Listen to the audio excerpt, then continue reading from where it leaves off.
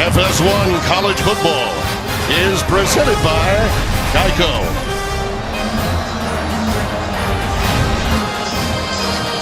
The third member of our broadcast team is one of the top writers in all of college football, a magnificent insider. We're welcoming him to our team this year, Bruce Feldman. Tim, 39-year-old Barry Odom was a terrific linebacker from Mizzou in the late 90s. Teammates said he had a no-back-down mentality and that he just wanted to be great. Eventually, he came back to his alma mater to work under Gary Pinkel. But he left a few years ago to go to Memphis and become a defensive coordinator where he helped turn that program around. Then last winter, he got the job to take over for Pinkel. Odom told me that he got a text from Pinkel last night. That message, go get him. Does it hurt, does it, to have the moxie and experience of having been a Mizzou man with all that they went through off the field as a program a year ago, and Barry is just the right guy. Speaking of moxie, how about Dana Holgorsen? Boy, he has really turned it up a notch, but this year, I believe they think they've got what it takes if they can stay healthy on the defensive side of the ball to make a real run in the Big 12 as a contender. Alex Ross, the former Oklahoma star who took one back 100 yards here a season ago, is a graduate transfer from Missouri. Josh Heupel helped bring him in. Mike Molina, youngster from nearby Morgantown, boots it away, and Ross will take it. No, he'll say no and let it go through the end zone for a touchback, and that's where the Mountaineers will play defense against this Missouri team. Good idea to keep Ross off the field. And how about what to watch for, Spencer T? Tim, I think Alex Ross is the guy you want to look for. He's got sprinter speed, a 200-meter guy, a champion back in high school in Tulsa, Oklahoma. He's the type of player that can make the difference and settle this quarterback who really struggled last year. And I think on the defensive side of the ball is Charles Harris, but this guy lives on the opponent's side of the ball. Led the conference in tackles for losses last year, continues that long-standing tradition of players on the defensive side. To Ross, just ahead for a yard, and that's it. Jamon Moore is the wide receiver over there, number 6. He's the guy that takes the pass and gets out for 1 yard only. Ish Ritter is in that backfield now on 2nd down and 9. And it's Ritter taking it off the left side. And look at that Mountaineer defense. 3-3-5 in concept. They'll stuff the box, and that's Christian Brown, number 95, making the stop. The early story here so far, Josh Heupel settling in quick with pace and tempo, trying to use it as a tactical advantage. 3rd and 7. Locke's pass is thrown incomplete, intended for Blanton, number 11. Kendall Blanton, the sophomore from Blue Springs, Missouri. Not much time off the clock. We do have a flag down, though. We have an SEC officiating crew today. Matt Austin, our referee. Ineligible receiver downfield, number 10 of the offense. A penalty's decline. 4th down. Jason Reese, the guilty party, the tight end. They are going to be very watchful of that. Cannot go beyond 3 yards in that position. So they didn't keep the ball for long, did they? All of 40 seconds in a punt formation. Corey Fatoni will boot it away. Back deep is Gary Jennings, number 12 for West Virginia, standing at his 30. Beautiful high spiral angling towards the boundary, and well done. 31-yard line is where West Virginia will take over on the boot for Fatoni, 50 yards. And what to watch for with Skyler Howard and company. Spencer? Well, Skyler caught fire with an MVP performance last year in the Cactus Bowl win over Arizona State. Threw for a career-high 532 yards in that win. His continued development is something to watch for. And then Harris on the opposite side of him will be the disruptor, number 91. He's an edge rusher, but he can play well against the run. He is so disruptive. They move him around kind of like J.J. Watt at the National Football League level. He is a tough nut to crack.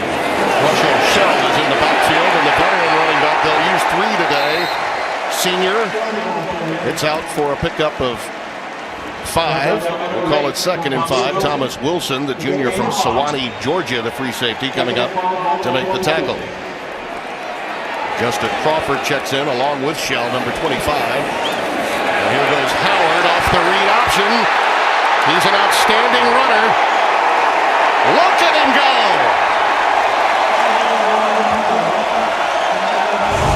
Beautiful job on the zone read at the mesh point. Howard takes it down, seeks the ball in the proper hand on the outside so he can have that inside hand free to defend off the would-be tackler if he needs it. That's excellent running by the quarterback, Howard.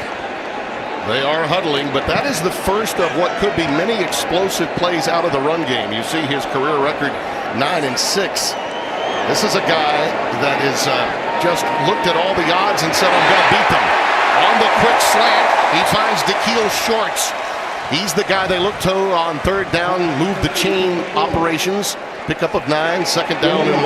Da'Keil Shorts runs such great routes. He'll be able to find those zone patterns and set it down between those two defenders outside of him.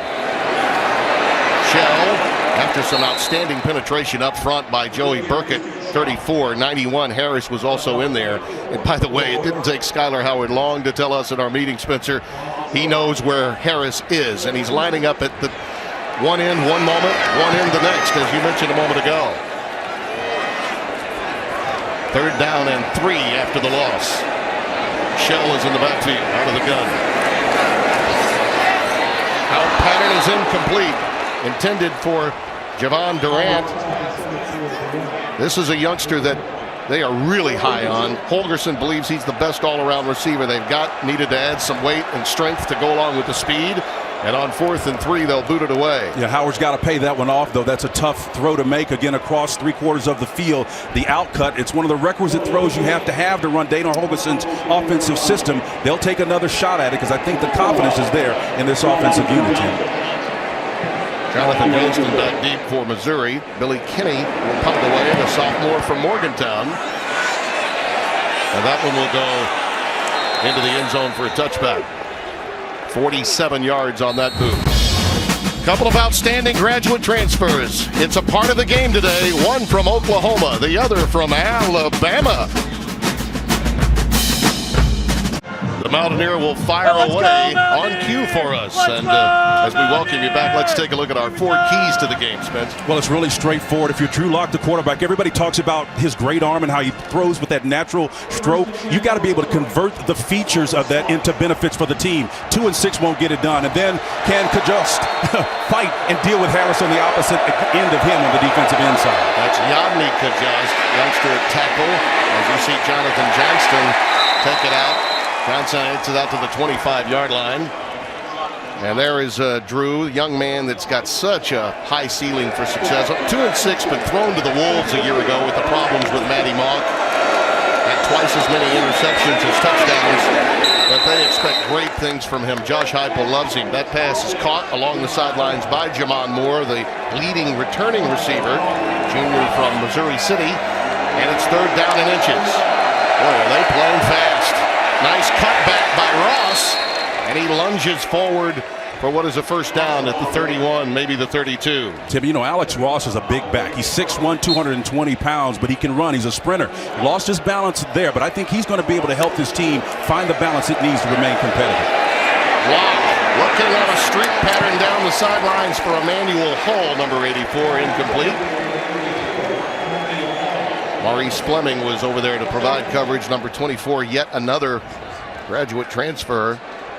This is a young man that was at Iowa and running down a lot of talented players in the Big Ten a season ago. Showing some of the maturity here, Locke diagnosing the play and getting something more appetizing. Calls his own number here.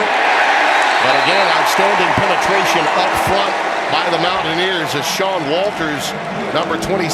He's become quite a leader for this team, makes the stop. Yeah, Walters was there, but this is a self-tackle. You can see, Drew, he trips over his own feet. Again, lineman getting pushed back in the backfield. You always have to plan on that outside foot, or if you're cutting to the outside, use the right foot to go left. That's just a mistake by the quarterback. Kevin Pendleton, the guard, actually tripped him up. As you see Ross burrow ahead to about the 36-yard line. Justin Arndt, number 30, and Darian Howard, another sticker inside that West Virginia defense, collaborate on the tackle. Justin Arndt is going to be a big playmaker. There's a guy that's undersized, converted running back.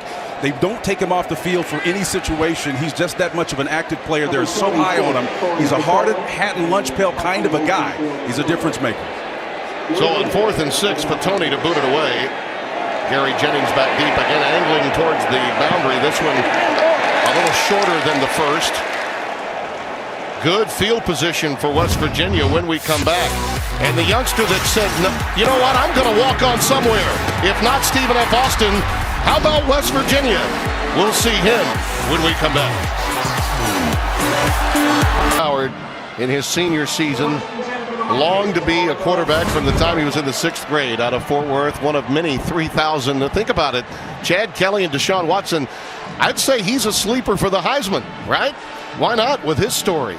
He's on the Manning and Campbell and O'Brien watch list. Absolutely. Everybody thinks highly of him. Coming off a 532-yard performance in the Cactus Bowl win over Arizona State. Russell Shell gets ahead to about the 40-yard line. You know, you talk to Howard about his plight and how he went about it. He and his mom started surveying opportunities, calling around. Size was always the issue.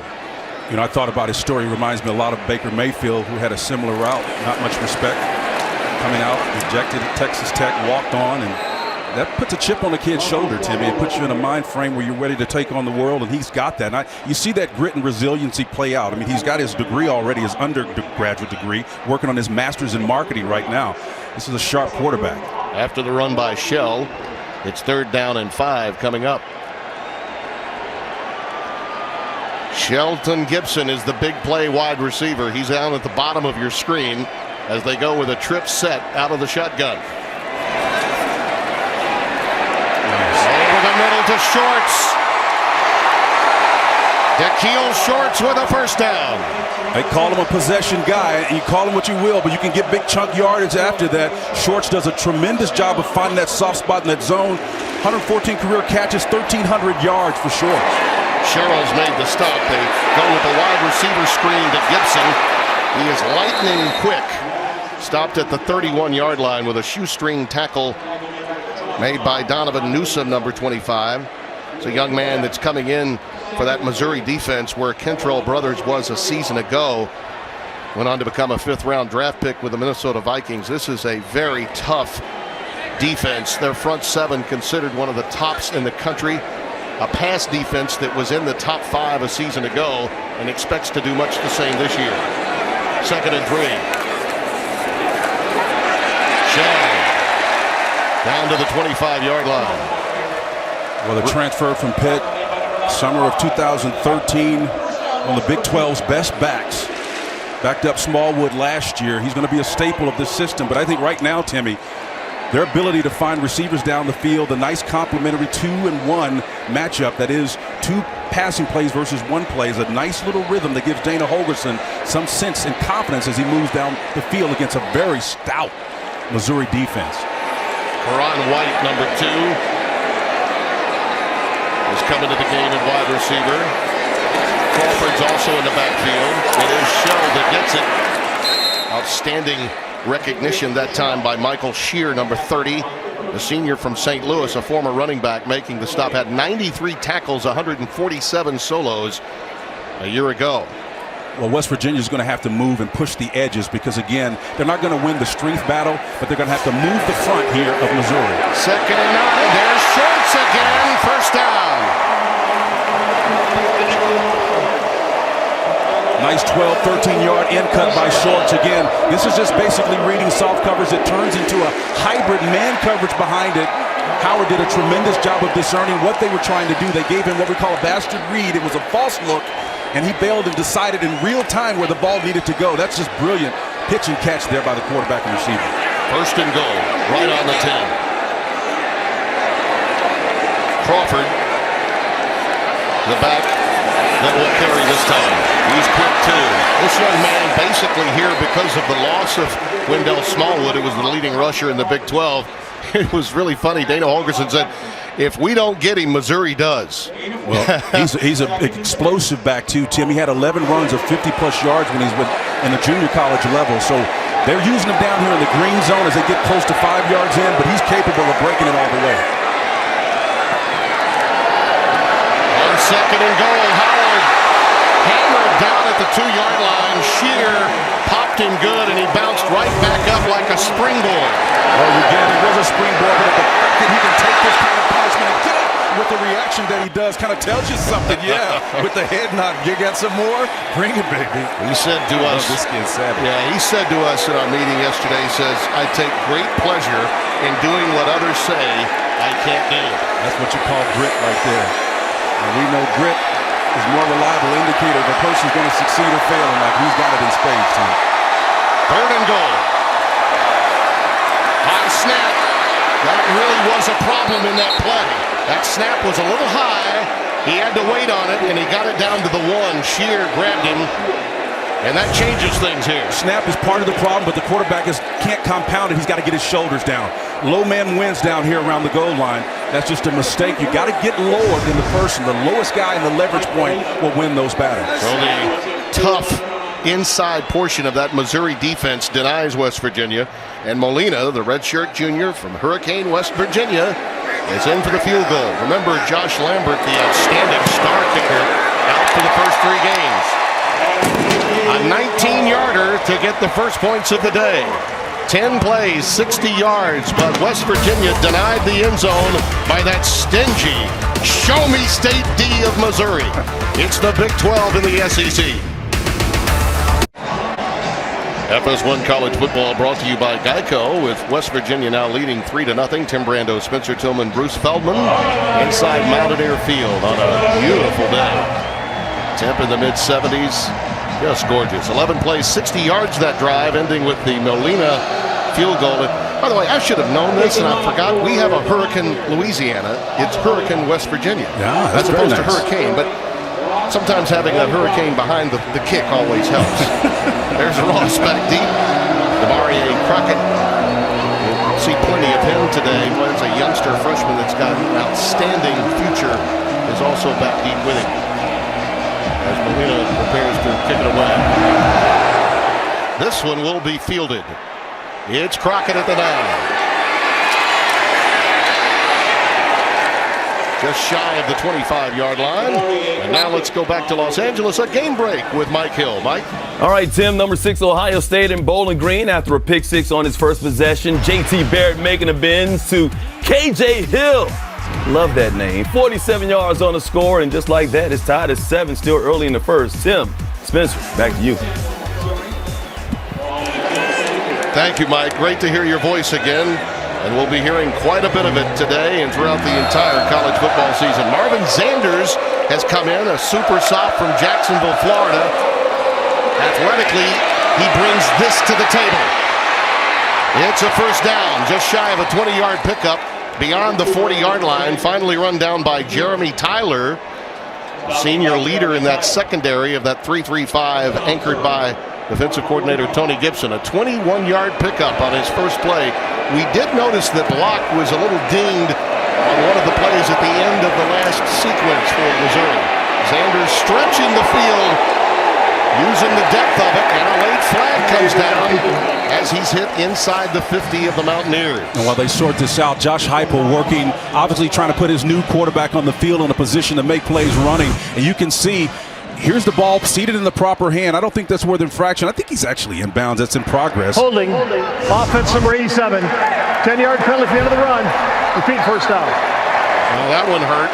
Thinking maybe Al-Rashid Benton had gotten there maybe a little late. Instead, it's a hold. It goes back the other way. Yeah, but what Josh Heupel is trying to do, they had a cluster formation up to the top, 3 receivers in a bunch.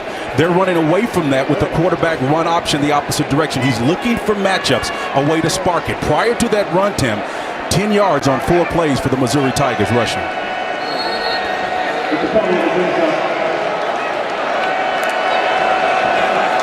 Play fake.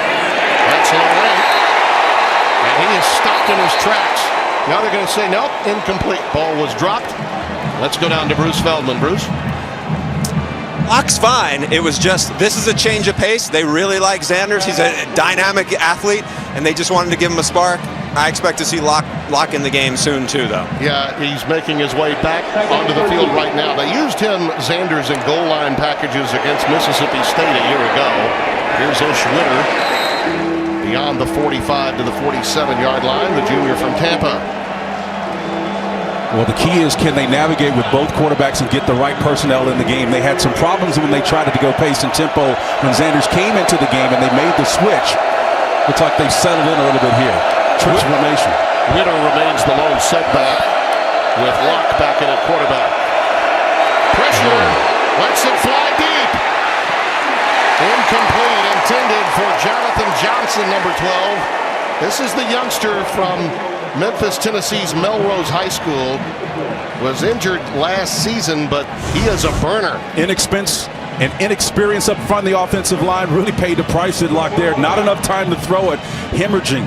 That was a sieve on that play. They got to shore that up if he's going to have a chance to make those passes down the field. That was Kaiser White, one of the White brothers that was providing all of that pressure. 4th down and 8. Fatoni will boot it away. Jennings is back deep. And we've got a flag down. Prior to the snap, false start. Number 1 offense. 5-yard penalty. Still 4th down. So some issues with special teams. Fatoni coming off a shanked punt a moment ago. Only 25 yards after a 50-yarder.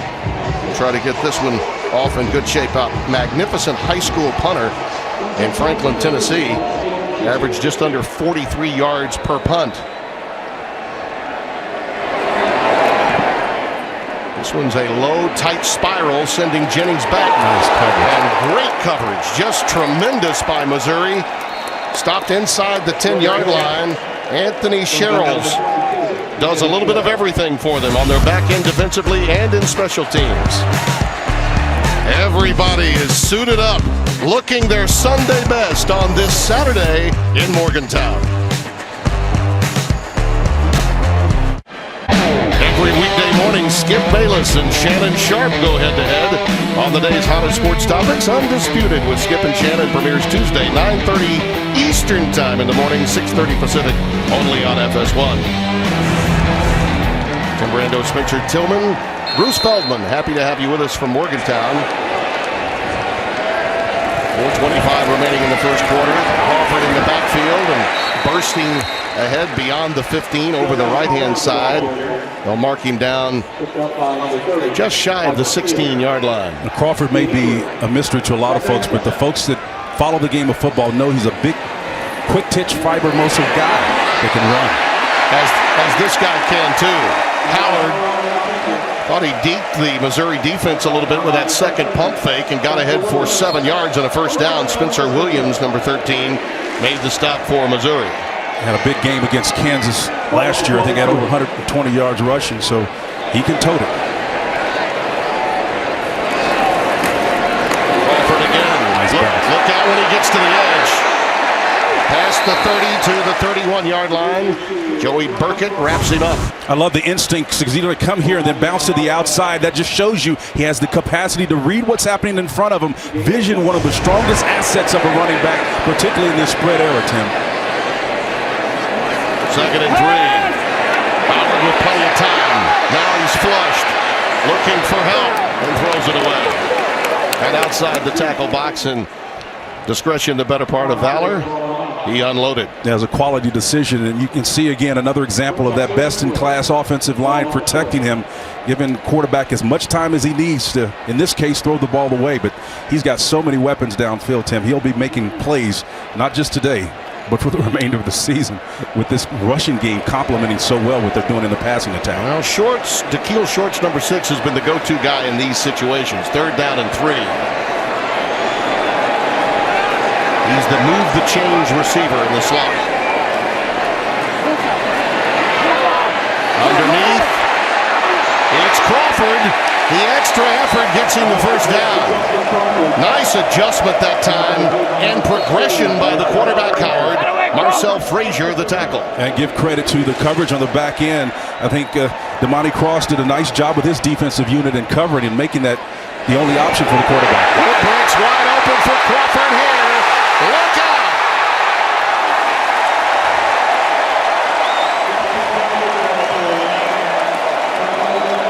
John Gibson, the saving tackle.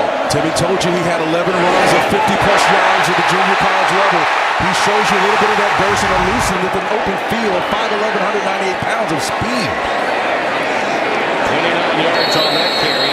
Stopped for little or no gain this time. You mentioned that 11 runs of 50-plus yards that he had at the junior college level in that national championship run at Northwest Mississippi Community College. Think about this. West Virginia, even with Smallwood, did not have nearly that number as a team. In fact, the past 2 seasons, they simply did not have the explosive plays. Only 4 50-plus yard runs in the past 2 years for West Virginia. So in a lot of ways, Crawford gives them that extra dimension. He really does. And a touch of irony, he had an official visit at Missouri January 22nd, and then at West Virginia on the 29th. Going for that post corner move. Good coverage. Karan White, the intended receiver, but Thomas Wilson right there with him. Crowd doesn't like it, but he was playing the ball beautifully. Watch his head. White does a great job. The corner can't blitz the sneak. He thinks he's open, but great coverage on the outside. That's just great coverage. The ball was overthrown. That's nothing to complain about there. That's great execution on defense. The college game, the jousting is allowed as long as you're playing the ball. Make sure you turn that head as he did 10 yards downfield. 3rd down, 11.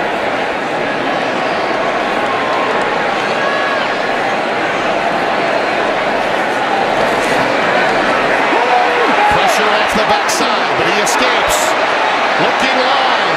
Flags are down in the end zone. We'll have interference.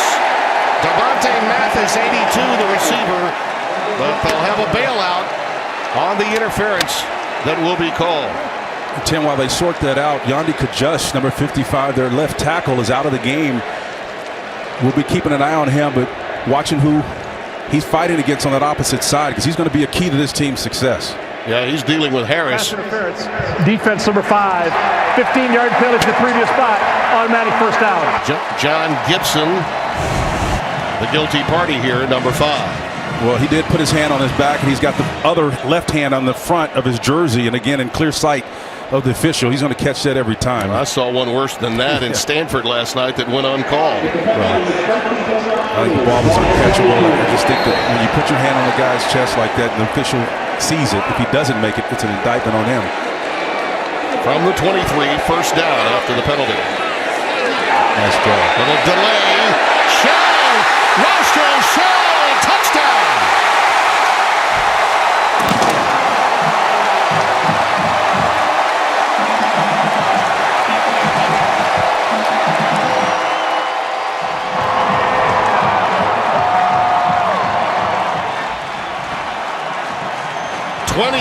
yards for the touchdown. Speaking of 23, how about his 23rd birthday coming up on Wednesday, September 7th? That's kind of cool. A little early birthday present. 23 yards and 23rd birthday on the way.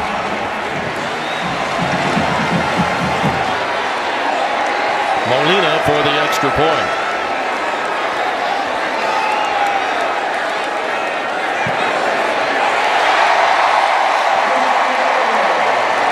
Shell, the Pitt transfer, has been playing stronger. He's been pushed by Justin Crawford and Kennedy McCoy. Yes, he's going to turn 23, but right now, number 7 is rolling sevens, and they lead by 10. 1:35 remaining. They are showing their gold today, huh? Here in West Virginia. There's Russell Shell, the young man at 16 yards on 6 carries before that 23-yard jaunt, so he's up to 39 on the day, and the lead now is up to 10. Well, he had over 800 yards rushing last year, and again, he's quite comfortable with the position. It's a big series here for Missouri, a team still trying to get their feet underneath them offensively with a lot of new personnel, veteran though it may be, with the help of guys like Alex Ross and Chris Black.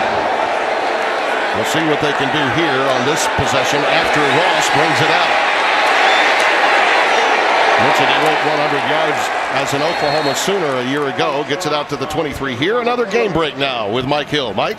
Many saying this could be number 7 Michigan's year. Jim Harbaugh fired up about that, naming Wilton Speight his starting quarterback, getting his first career start. Here he is, rolling, finds Jake Butt, and Butt finds the end zone, and 14-0 Michigan over Hawaii in the first in this one. Hey, Tim Spence, back to you. It could be Harbaugh's year. It could be. By the way, how about the Hawaii schedule? play in Sydney, Australia, and then come back to the big house. That's not bad. I hope the check is a good one. But that's going to be an interesting conference this year with Harbaugh making so much noise in the offseason. Alex Ross in the backfield, and you see Locke off that fake to him, scampers out beyond the 33 to the 34-yard line. So Drew Locke showing that he can tote it some as well, the sophomore from Lee's Summit, Missouri. That man we mentioned that's got such a magnificent future. Was an outstanding basketball player, too. Hasn't played a lot of football in his career. Ross has stopped in his tracks. Nothing doing there against Christian Brown, number 95, the senior from Fort Myers, Florida, who made the stop. Well, the effort to get yards on the ground is going to be a concerted effort. Missouri rushed for just 1,385 yards and 5 TDs last year. That was the worst finish in school history. That pass incomplete, intended for Jamon Moore. Yeah, again, we talked about being able to convert the features of that nice arm into benefits for this team. The benefit would have been a completion. Yeah, this is a big play. They don't need to be giving West Virginia the ball back on a 3-and-out or a second series 3-and-out. That pass incomplete. A lot of confusion from penetration coming from West Virginia defensively. We do have a marker down, though. That could help them out. And we've got an injured Mountaineer as well. I believe that's Crawford. Antonio Crawford, the senior, transfer from Miami.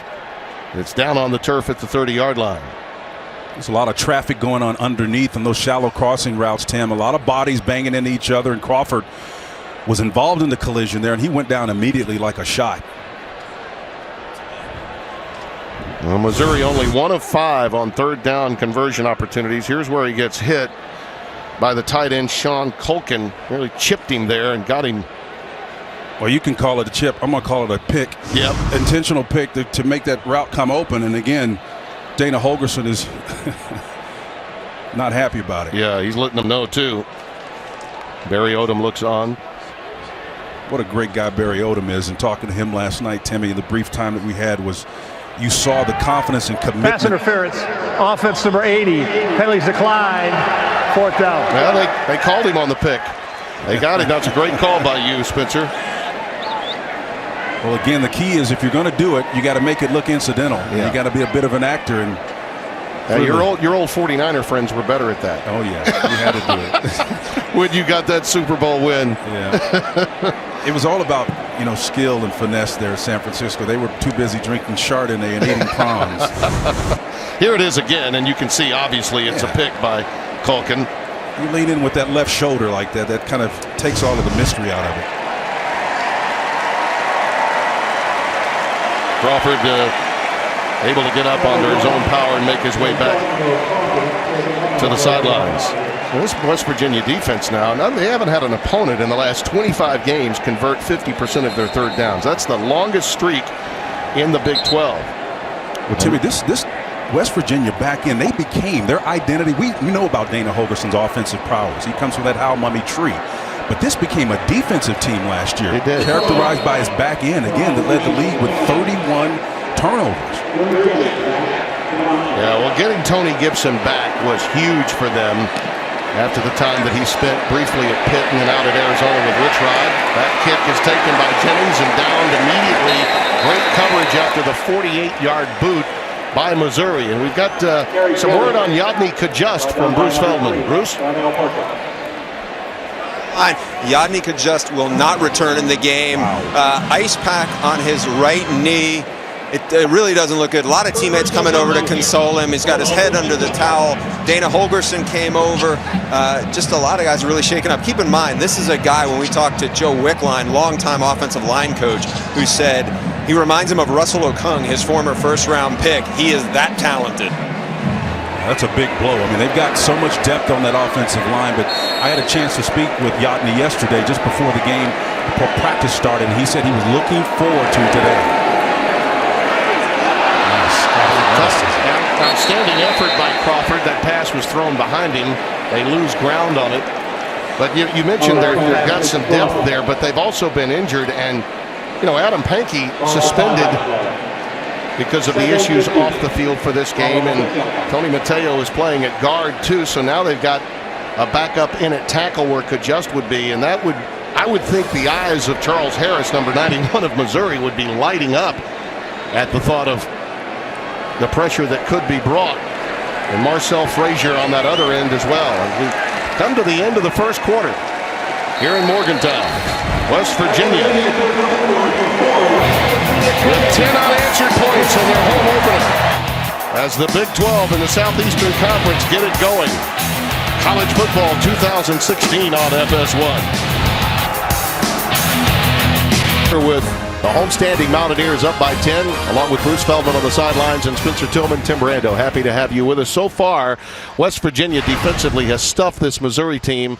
On the flip side, the Mountaineers seem to be gaining some traction right now. Well, Justin Crawford is one of the guys that's the reason why that is the case. He's been impressive to me from Georgia. He's an outstanding guy when you look at him from a physical size standpoint, but the athleticism he's shown, Timmy, and catching balls off balance has been impressive. If they find a way to isolate him and get him one-on-one, it's going to be Katie bar the door because this guy is gifted.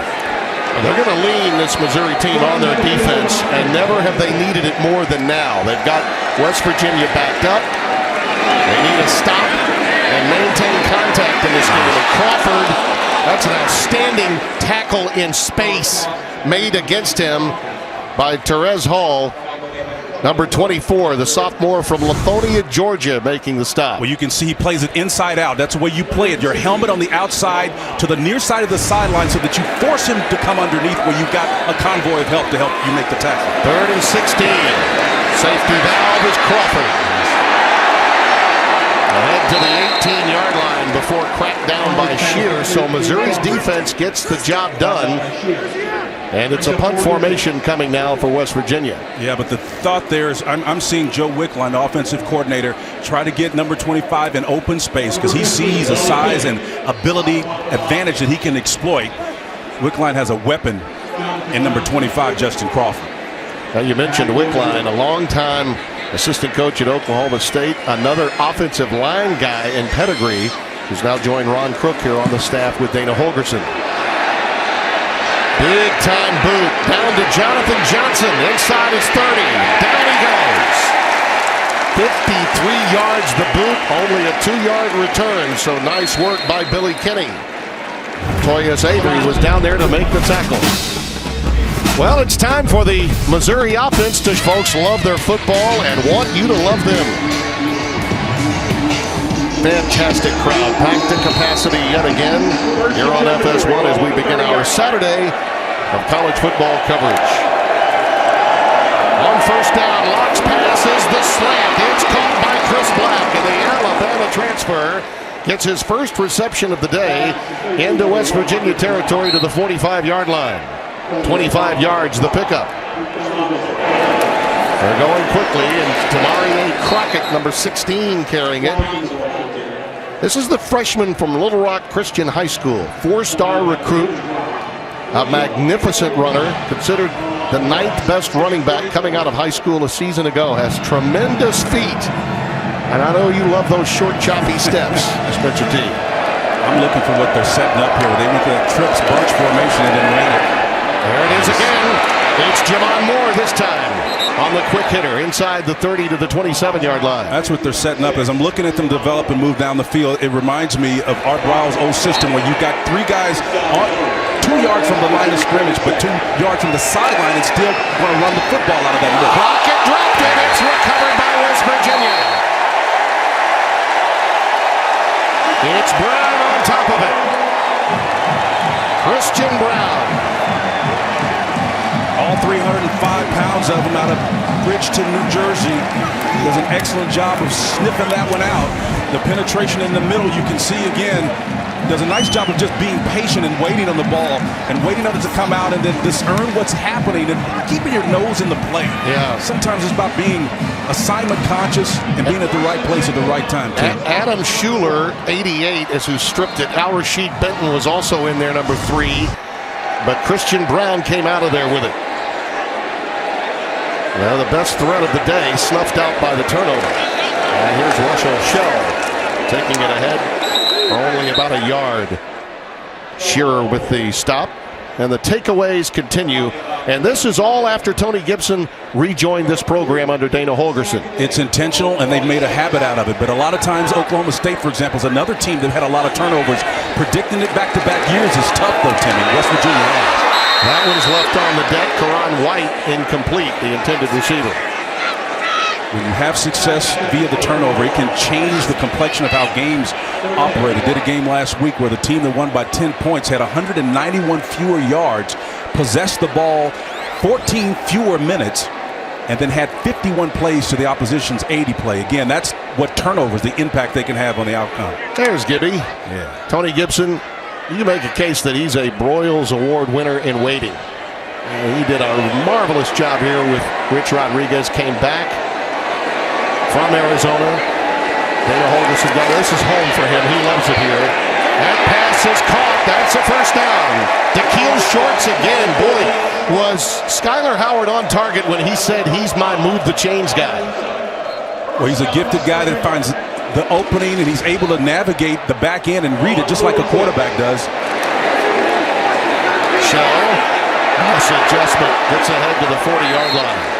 Well, you touched on Joe Wickline a moment ago. We mentioned that he's an O-line coach that's really helping out. Something Dana Holgorsen told us about with the speed of this game, having another tested offensive line coach as his eyes upstairs to work in concert with Ron Crook, his offensive line coach downstairs, could make a world of difference in what Dana can do and the confidence that he has. Indeed, and it's because of the millennial cohort, Timmy. They're a different breed. Sometimes you need a coach down to get in the face and then manage and feel how to respond and coach them. Oh, there's Shorts on the quick hitter. First down at the 30.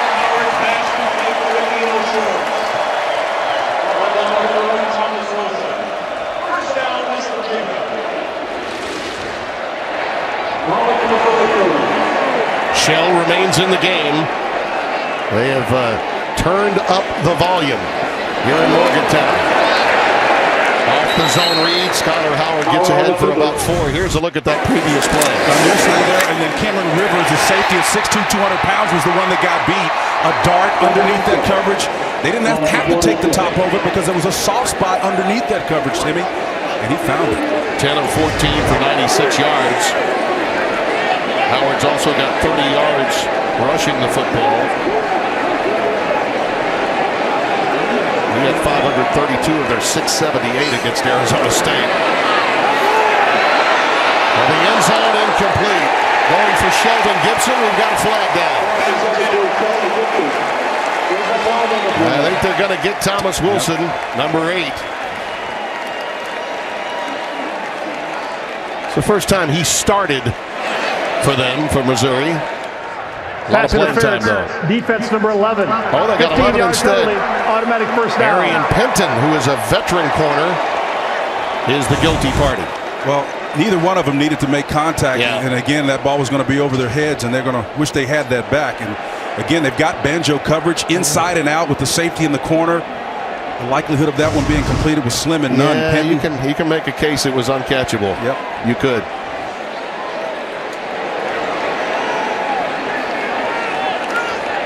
Justin Crawford is checked back into the game. You better be sure they're going to make sure they find a way to get the ball to him down here.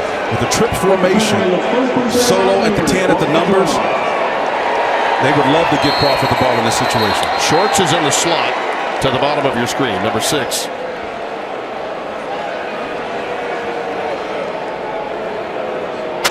And our officials are having a side adjustment and conversation. Matt Austin is our referee. They may be concerned about where the ball was spotted. That looks to be what the conversation could be about. And sometimes when the pace of play is as quick as it is, it can happen. You can forget exactly where you lined the football up. Everybody talks about the players as they move that clock back up to restore that time. It's not just the players and the coaches that have to adjust. It's the chain game and everybody else. First and 10 from the 11. And a pressure look on the outside. He's making an adjustment at the play, changing the play.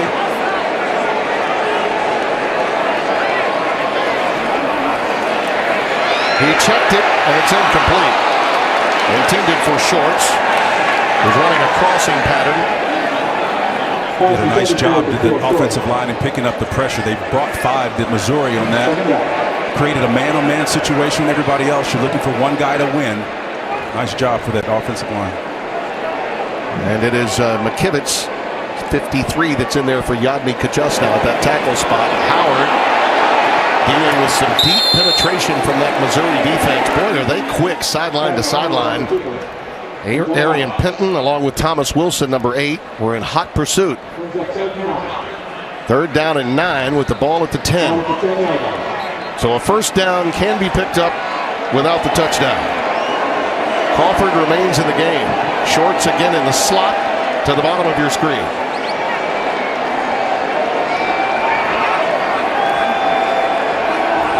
Tyler Orlovsky over center, helping with the reads many times for Skylar Howard. Run it.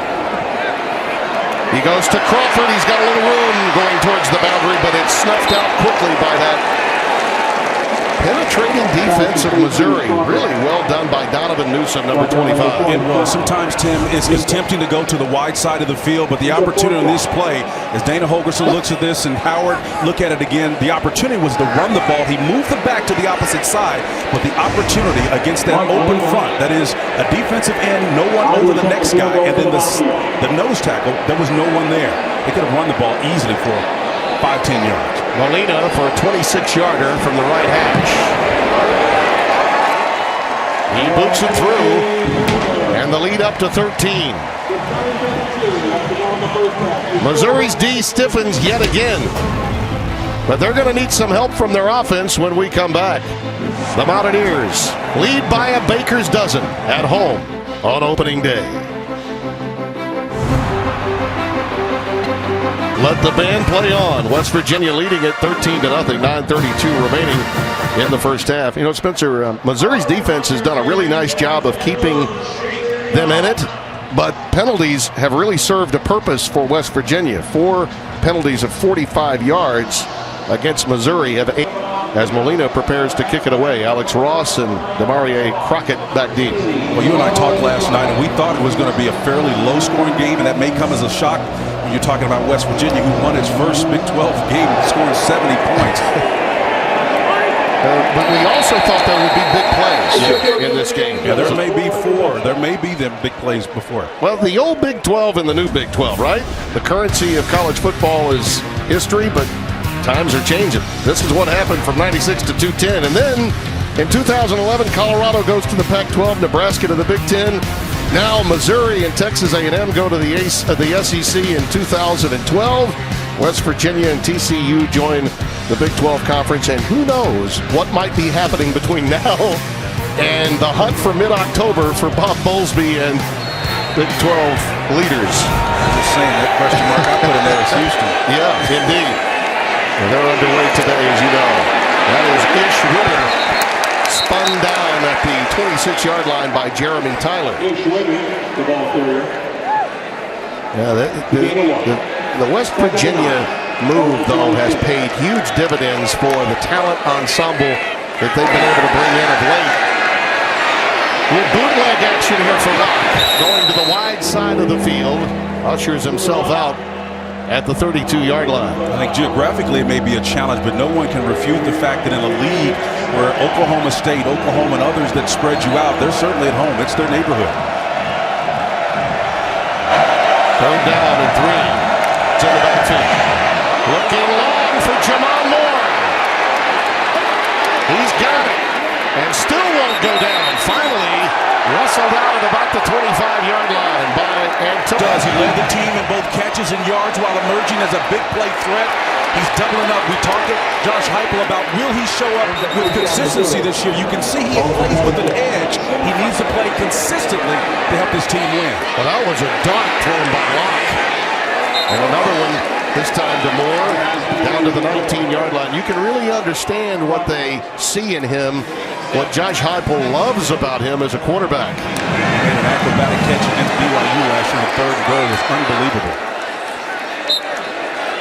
Witter takes it inside for another healthy gain. Kaiser White making the stop. First down 10 with the ball at the 12. Ritter again, stopped this time after a gain of 2. Darian Howard, 49, making the tackle. When you're looking for players to improve year over year, speaking of Jamon Moore, he had a big jump from 2014, 2 catches, 12 yards, and then from 2015, 29 in 12 games. They just need him to be more consistent and continue that upward flight. Play fake, lock, loops it in, intended for Moore, who was tightly covered that time in man coverage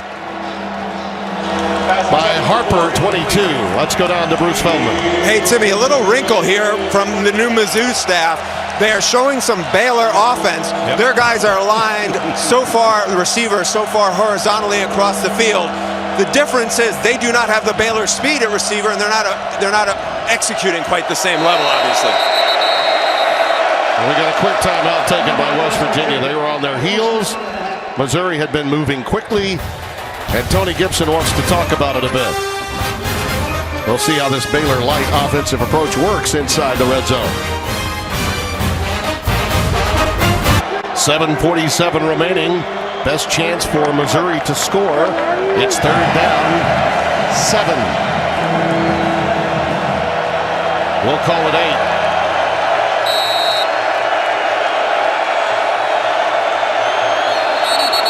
Flags down, pre-snap, should be procedure. West Virginia kind of showing some sugar looks here, the little faux blitz. Got that offensive front, inexperienced as it is to move. Before the snap, false start, 71 offense, 5-yard penalty, still third down. Kevin Pendleton, the left guard, the guilty party. This actually, given the offense, might help. The extra 5 yards in this particular sequence could be beneficial to Missouri. It just depends on how much pressure they can put. They're showing a 2-man shell, Tim, so that gives me some sense that they're not able to put pressure on it. Jamon Moore is down at the bottom of your screen. Safety valve, there he is. Moore's got it. Down to the 7. He's shy of the first down. And it's Maurice Fleming that did the job on him. He did a nice job on that crossing pattern. That's who he had in mind all the time. It's about making one guy miss, particularly when you get inside this red area. And they're more with a nice spin move. Tries to get out of that sure-handed tackle. It's an outstanding job of Moore trying to get the yardage. Have to settle for the field goal. Fleming with the shoestring tackle, the Iowa transfer, played nickel for the Hawkeyes a year ago. Tucker McCann, youngster from O'Fallon, Illinois, puts it through. And Missouri is on the board for their brand new head coach, Barry Odom Jr. Timeout. Tradition-rich location, West Virginia. Think about it. Bobby Bowden coached for 5 years here. Don Nalen had a magnificent run. The Mountain Men loved it then, they love it now. And why not? Always some room in the student section here. Major Harris, by the way, was the quarterback that authored that undefeated season back in 1988 and led to the 1989 Fiesta Bowl loss to Notre Dame for Lou Holtz's only national championship. Major still gets over from Pittsburgh from time to time to see his Mountaineers. Jennings and Sheldon Gibson are back deep. Tim, did you mention Rich Rod in our coaches? Rich Rod is certainly, he and Tavon Austin and that group had a marvelous run that Halverson inherited. Speaking of runs, how about this one from Sheldon Gibson on the return? Well, the team leader in receiving yards last year, trying to make his presence felt on returns, and again he found a seam. Nice job of Shelton just seating the ball properly and then hitting that hole. Believe me, when you're playing on coverage teams, when you see a quick opening, you got to hit it, get vertical, north and south, and he does a great job of navigating, showing patience as Gibson, and then working that sideline and seating that ball properly, get all he could out of that return. Russell Shell is in the backfield. He's had a very good first half, as has Crawford. On the draw, nothing doing again. Missouri with great penetration up front. Brandon Lee, number 4, leads the way this time. Well, with Jordan Harold and company, Hatley, all those guys up front on defense, it's tough getting yards against them inside. Second down, 14.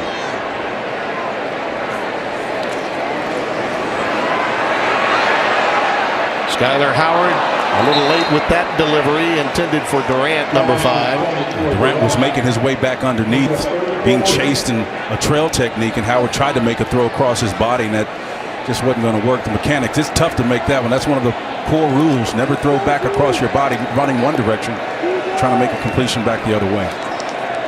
Skyler managed to make it to Riverside Community College, where Darren Cheverini and Tom Kraft gave him an opportunity. Said he wouldn't be here today if it weren't for them. That pass is a dart. It's complete, just shy of midfield to Gibson. They'll mark it just past the 48-yard line. The stop made by Arian Penton. Tim, that's a grown man throw here. The deep out cut across the field. You got to have a strong arm and a lot of confidence. Howard showed it on that play. It certainly will help with field position, though it's not enough for the first down. Jonathan Johnson, number 12, will back up to his 10-yard line or so, awaiting the oncoming punt from Billy Kinney.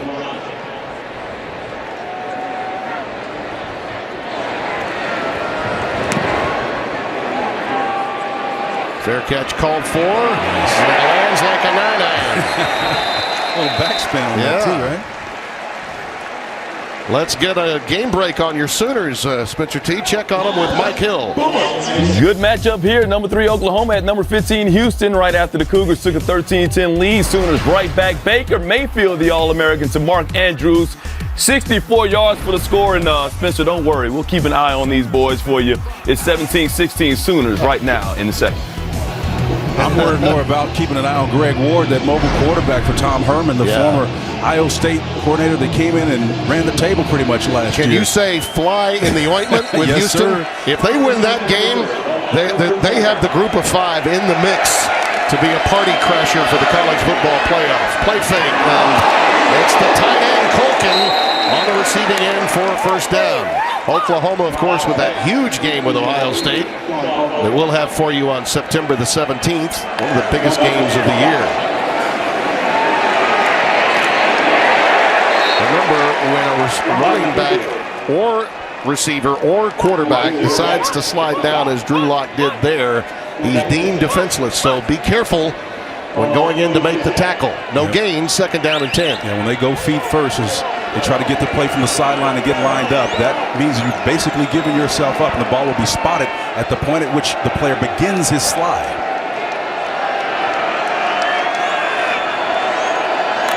Out of the shotgun. Play fake to Winter. Slant pass is dropped right in the arms of number 6, Jamon Moore. Yeah, Jamon Moore's got to catch that again. Remember the theme we talked about with respect to Moore out of Elkins High School. It's about, can you be consistent? He tried to cradle that ball instead of pointing it out with his hands and plucking it out of the air so that your body can be a backstop. He just missed that one. Hit him right in the numbers. Looking for consistency from number 6. Trips to the top of your screen. 3rd and 10. Lock. That's a penalty. That's got to be. Oh my God. Colkin called it That is anyway. Late flag. And it's another first down. That big fella with some moxie, the senior from Indian Rocks Beach. And Jared Harper, 22, was wrapped all over him. Well, it's a mismatch. You got 22 and Holding 80. defense number 22. The penalties decline. Play results in a first down. I tell you, this is an outstanding crew that we have working today. Well, you can see here's the mismatch in the inside. You got a guy that's trying to play in and he's just going to hang on. He knows he's got a 42-pound disadvantage. I think Matt Austin, who's the crew chief, was like, of course that's a flag. Pass is incomplete, intended for Jamon Moore. Maurice Fleming there in coverage. Sometimes you just got to hang on for the ride. And that's the job of the quarterback, is to find the matchup. When you go 3 and 4 wide, one guy's got to win. You got to find the best matchup possible. Do you get the feeling that maybe Drew Lock, as this game progresses, is becoming more comfortable? I think he is, because he has a complementary set of tools around him to take some pressure. Winter gets a couple of yards, maybe 3. You know, listen, this up-tempo thing is something that Josh Heupel brings. It's a new slate for him. What happened a year ago? They want to erase from his memory bank. 3rd and 6. He's really composed right now. I love what I'm seeing here. Black with the catch. And it's another first down. He has some poise right now, Locke. Well, Fleming was on the coverage there, and you can see the outcut. And Locke is just basically finding the open man and reading the coverage, playing zone. Right now, they've got almost a dime package in. 5 defensive backs in the game, smaller bodies. You're asking one of those receivers to win. They have a sense going into the game which they matchup they think will win. Slant pattern to Moore. It's tipped into the air, incomplete. Another example of Moore with a chance to make a play. I've seen him make acrobatic plays like that, going all the way back to Elkins High School. Again, it's an acrobatic catch, but the ball hits you right in the hand. You got to make that, man. You got to catch that ball. Led the team in both catches and yards. But the consistency, as you mentioned, is what they need. West Virginia takes a timeout. Missouri now with more total yards in this game, 231 to 229. But they're down 10, closing stages of the second. Take a look at the national ranks of defense versus offense a season ago.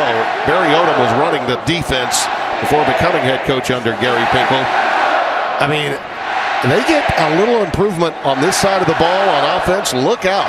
Marvin Sanders has come in for this particular play. They are outgaining West Virginia right now on the road. And then Sanders running to the wide side of the field. He stopped at the 38-yard line. And the outstanding Sam linebacker Justin Arndt, all 5'11", 215 of him, the original walk-on there to make the stop. And Tim, to give you some context of that meant the score, and they finished 126.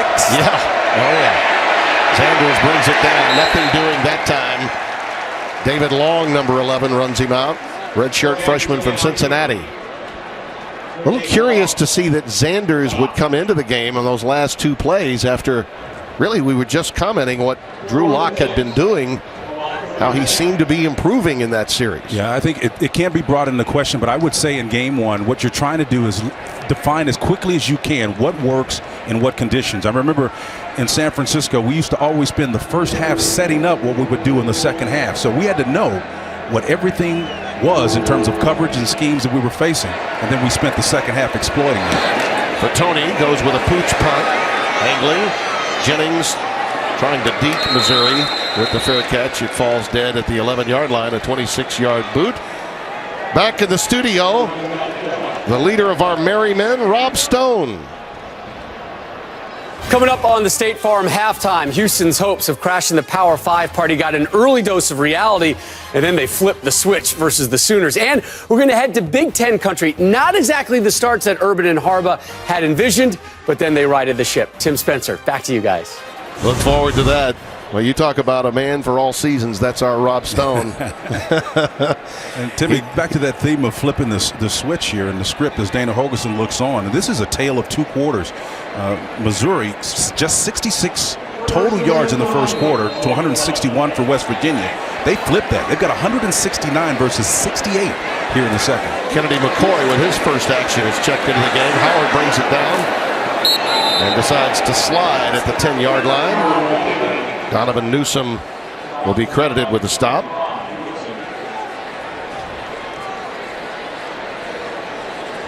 A pedestrian first half really for Skyler in terms of passing the football. He has rushed it very well. And I don't think I think he's a little uncomfortable after that hit by Newsom. As he slid, he went down. It's as if he pinched nerve perhaps as he's falling down. He takes a hit right.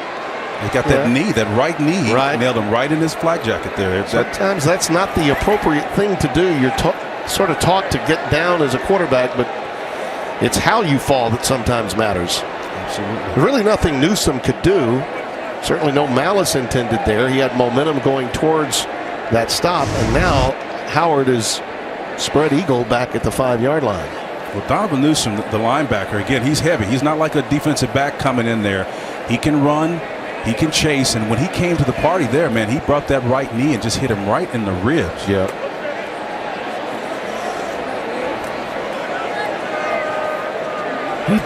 He did absorb a bit of a hit to the upper body in lieu of sliding, but I think you're right.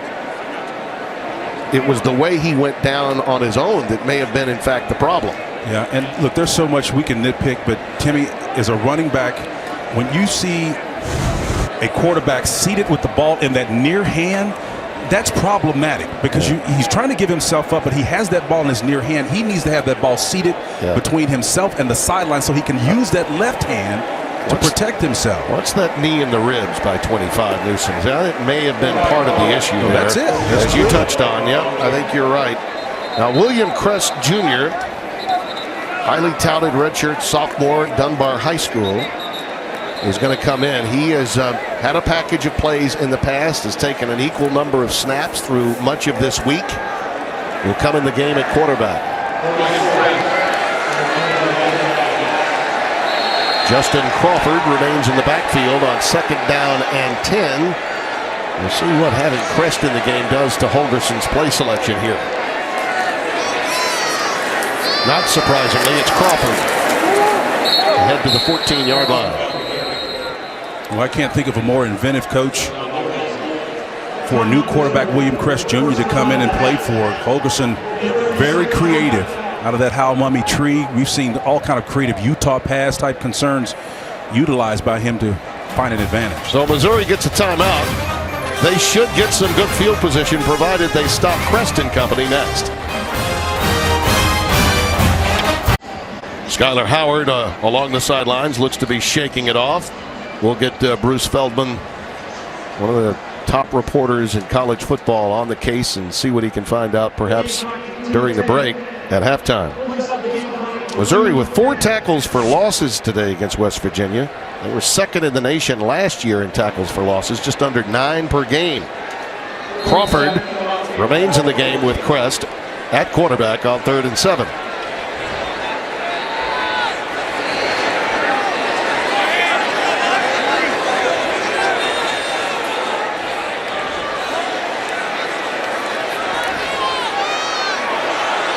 Crest lost the football at the 7-yard line. Tim, that's going to be a fumble. I mean, yes, indeed. He was winding up trying to deliver that ball. He never had a chance to go forward. Marcel Frazier on top of it, number 16, the youngster from Portland, Oregon. What an amazing break here for Missouri. Well, Crest got good, decent protection, although the pressure was there. The ball came out of his hand. Never came forward. The ball never came forward. The arm did. The ball didn't. Wow. That is a fumble. No ifs, ands, or buts about it. They may want to take a look at it.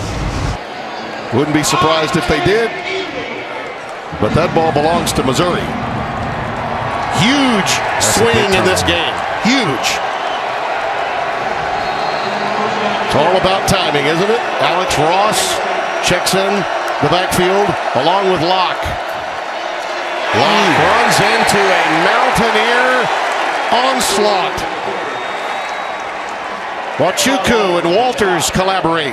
97 and 27 on the tackle. Wachuku really did a great job of playing with leverage, denying an opportunity for forward progress on that play, Tim. 2nd and goal. Ross is buried again. Right at the point of attack by Kaiser White. Kaiser White played with great leverage as well. You talk about the integrity of this defense. They look more like Missouri right now in this defense effort.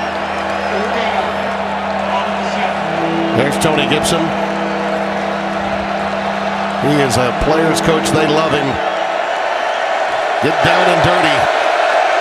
He's that kind of defensive coordinator. They got a little blitz on it. They go post corner. Incomplete. Just ran out of terrain. Justin Smith, the wide receiver, at 6'7", 200. They were going with the highest man gets it, and it's incomplete. And Smith had soft coverage waiting in the back of the end zone. He tried to high point it. A good effort by him. It was just well defense pass. Yeah, Rasul Douglas, 13, the nickel backer, was there. Did a nice job in coverage. So, field goal time for Tucker McCann. He'll try his second one of the day. 24 yards.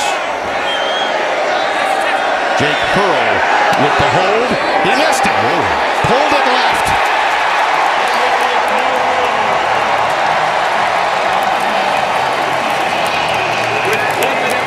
A youth and inexperience. Great, highly talented, particularly out of high school, Timmy. The pressure of the big stage. I like that, though. I love what I'm seeing right there. That's a teachable moment, coachable moment. and Barry Odom is giving you a clinic on it. Absolutely. He was considered the #1 kicker in the class of 2016 by a lot of folks out there who decide those things. Let's watch the snap and the hold here. Well, the hold in the snap was fine. He just pulled it, Timmy. He did. Knew it right away. Look at Gibson. Gibby is pretty pumped up.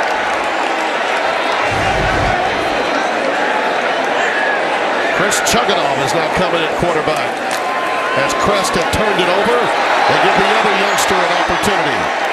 And Russell Shell gets it out to the 25. And again, the health and well-being of Skyler Howard is going to be the headline during halftime. And we'll do what we can to find out anything possible on his status with our Bruce Feldman downstairs. They'll need a little perestroika if they have to go through another quarterback here.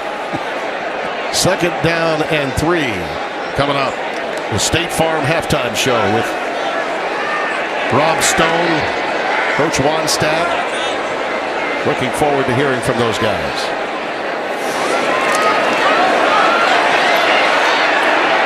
Looking long, and it is intercepted. That is Sherrills that comes down with it. Sherrills just back there playing center field, and again, you're down to your 3rd quarterback. He's trying to make a play. Instead, he ends up making a mistake and giving the opposition a chance to come right back. Looking at it, right down the middle of the field, right into the waiting hands of a safety with no responsibility.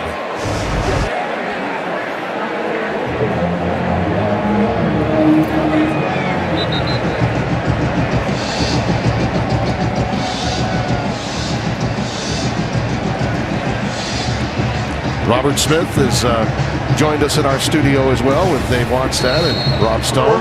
Don't forget tonight, Joe Davis, Brady Quinn will be on hand for that matchup between Arizona and BYU. Speaking of Rich Rodriguez, his Wildcats 2 years removed from a Pac-12 South title. As you see Drew Lock get it up to the 43-yard line. And the whistle stopping play. Timeout taken by Missouri. I think give one opportunity maybe to get the ball into the air. Locke certainly has a gun for an arm. You'd think he could get it down there close to the end zone for a Hail Mary opportunity. Why not? It has been a tale of 2 quarters, Tim. And again, the way things have gone, there's nothing to suggest that Missouri can't get the ball down in the end zone with just 2 seconds left on the clock. I think it was a great call. You know, we touched on it a little earlier, what a big day it is, not only here, but so many other places. The magnificence of college football returning.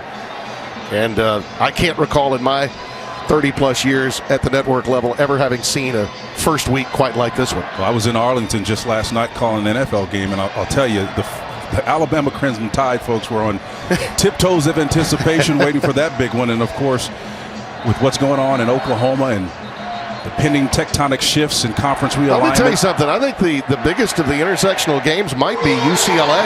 No question. At College Station to take on Texas A&M. UCLA is supposed to win a division, okay? And Texas A&M is a middle tier at best SEC team. We'll see how Josh Rosen does too. So a lot of great games, and of course that Houston game against Oklahoma is a very big one too, ongoing now. Locke loading up and sending it into the end zone. Incomplete. And we've come to the intermission. Very entertaining, but opportunities missed by Missouri after the turnover by Crest. A missed field goal leaves West Virginia up by 10. Now let's get you back to Los Angeles and the busiest man at Fox Sports, Rob Stone.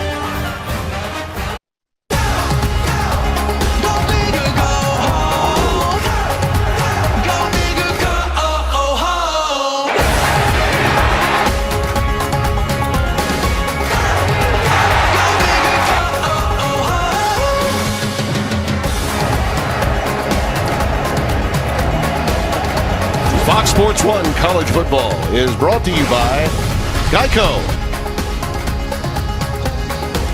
At halftime, the Mountaineers of West Virginia with a 10-point lead.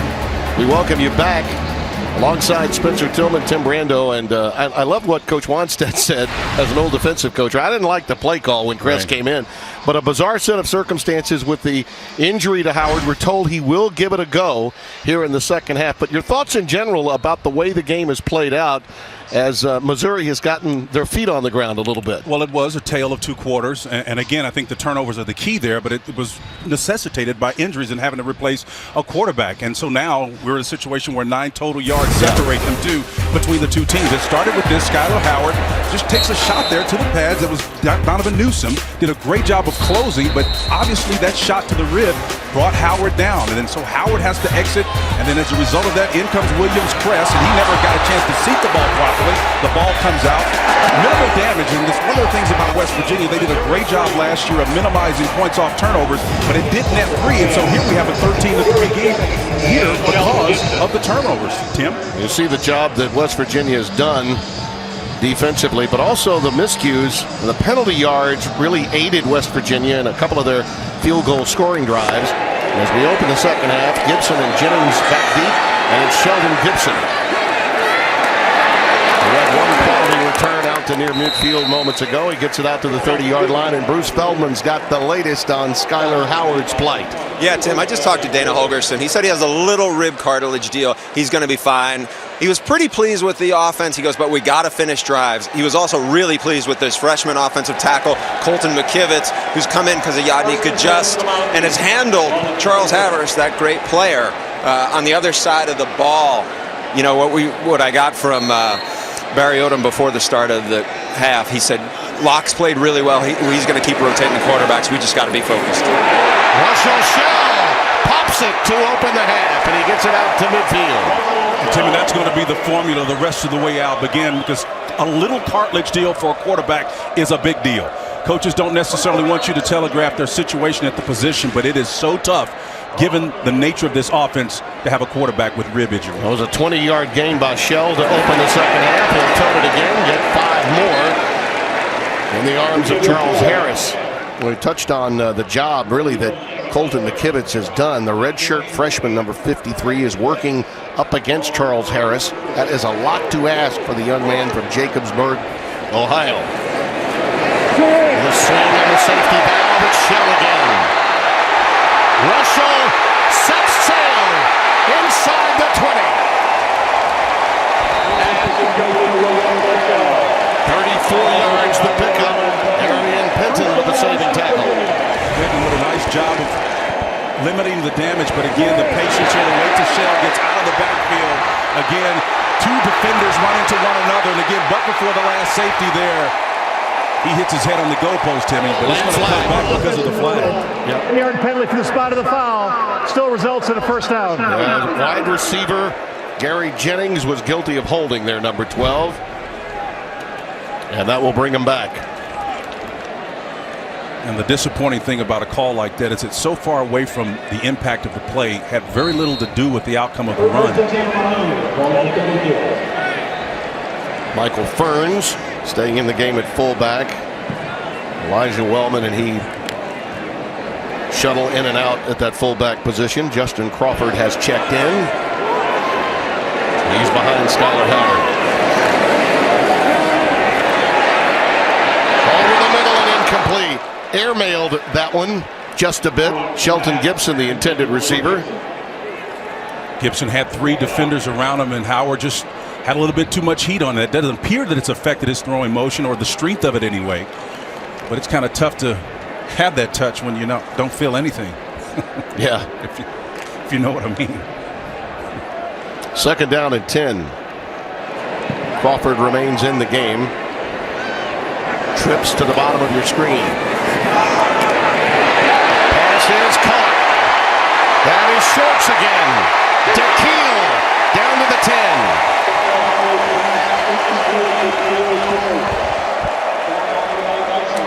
Nice pitch and catch there, Schultz.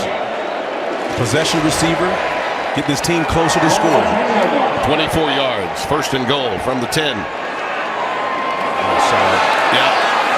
Harris anticipating as you see Crawford with a little hop skip jump down to the 2. They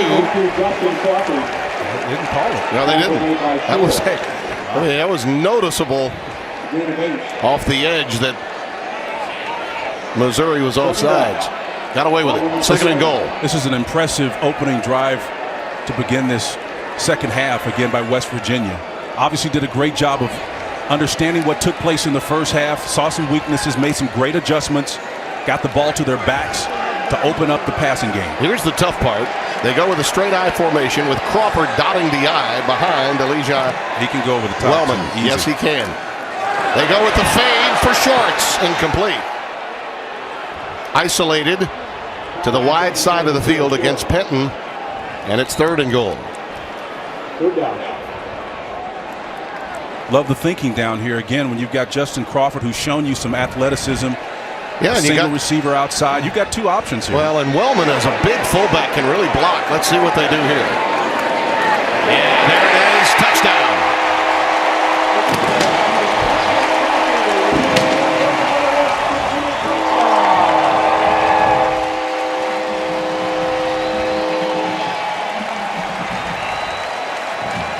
Well, that was an in-your-face drive to open this half. It really was, and again, you saw that it's running to daylight. The fullback is going to head this direction. Crawford winds up going the opposite direction. That's really a man-on-man, hat-on-hat. Somebody's got to win one, and number 25 has got to make at least one guy miss, and he gets in for the score. Molina will tack out in the extra point. 8 rushes for 57 yards for Justin Crawford. Boy, are they going to be diverse in their backfield if they stay healthy with Kennedy McCoy, Crawford, and Russell Shell. 20-3, Mountaineers with the lead. Very early second half in Morgantown. We'll get you out for a delight. Get your calisthenics in because we'll have BYU and Arizona. Watch that musket. Got to stay in shape if you're going to be a mountain man. Alex Ross, Demaria Crockett back deep as Molina prepares to kick it away. Time for Missouri to answer. There were some significant signs of improvement with Drew Lock as the game pressed on in the second quarter. See if it carries over into the second half. Short kick taken by Crockett. Good field position for Mizzou to work with. Out to the 32-yard line, a 21-yard return. And let's get more on what wrinkles we may see from Barry Odom in the third quarter from Bruce Feldman. Yeah, Tim, to follow up on the Baylor wrinkle part, the connection is Joe John Finley. He was a former Baylor staffer who's now on the Mizzou staff. And by the way, when I talked to Barry Odom a couple of minutes ago, he said, you know what, it's worked out a little bit, but we got a few things coming in the second half. Hopefully we're going to get them on them. I think the more we see of Drew Lock, the better. The times that they went to Xanders, I thought they lost a little bit, Spencer. There's a nice spin move by Ross, especially on that drive where they got it inside the 35-yard line with a couple of good passes. And then Xanders, really, West Virginia knew he was simply going to run the football. Pace and tempo will work, Tim, but they're going to have to get their run game going. I just think number 5 is going to have a lot to do with that. Yeah, here he is, right on cue. The former Sooner gets it out to the 45-yard line. Justin Arndt makes the stop. He was pretty much a special team specialty guy for Bob Stoops with the incredible tandem of backs that Oklahoma had. On a fly pattern, that pass is underthrown. Emmanuel Hall, the intended receiver. Good side adjustment by Rasul Douglas, the nickelbacker, defensively. Perrine and Mixon are the two running backs we were talking about. First of all, you got man coverage mainly because of the success that Missouri's had on those couple of running plays there. You know, high point the ball, thrown on that back shoulder, just a great defensive play. Came up short to save the completion. Ross takes the swing pass, shy of the 49-yard line. Kaiser White, number 8, made the stop. Big third down coming up here for Mizzou. Yards were tough to come by in playing time as well when Ross was at Oklahoma behind Samaje Perine and Joe Mixon. But here he's got a chance to be a feature back in this system. Nice. Slant pass is overthrown and nearly picked off. Kaiser White had a beat on it, could not reel it in. Johnson, the intended receiver. Again, another example of a laser shot there. That's a big-time quarterback throw, but he just doesn't put it on the mark. You can see, look at the laser in this ball. I mean, that's a nice thrown ball just off the mark. Misses his target. Is that old saying, you can spin it? That guy can spin it. just not as accurate with that one as he would have liked. Josh Heupel always teaching along that sideline. Had a coach used to always tell us, boy, you got a big gun, you just got no bullets. You got to pay it off, man. Gary Jennings back deep, a tough snap, but Fatoni handles it and then angles the punt towards the sideline. This one's going to be relatively short as it goes out of bounds. Great field position coming back after the poor punt. Bad snap. That West Virginia running game has been outstanding, whether it's Shell or Crawford. After only a 20-yard punt, they'll have a good look. Here at Morgantown, West Virginia with an opening drive for touchdown to start the second half, leading by 17. Quality field position after a poor punt, really brought on by a bad snap from center. And here's Skylar Howard handing to Russell Shell again. And he is running with a vengeance. Yards after contact. Strong against this defense that prides itself on stopping the run. Charles Harris, 91 with a stop, and Shell is on the deck. Yeah, we got a player down, but again, the point of Charles Harris being relatively quiet, Shell's knee or actually ankles being looked at, or maybe he's got some cramps. They're trying to bend it back and see if they can work it out. But number 91 has been awful quiet today. Yeah, McKivitz, you got to give 53 a lot of credit since coming into the game for the injured Yadni Kajust. Yeah, the redshirt freshman has acquitted himself and done exceptionally well. He has. They've moved Harris around, but for the majority of this third quarter, to be sure, and then much of the second half, he's been over there on that side against him. So he's done a great job of neutralizing one of the elite players in the national in this college football. You think about this defense now with Jackie Shipp as the D-line coach. Oh, yeah. Coming over from Arizona State. They were all about pressure there.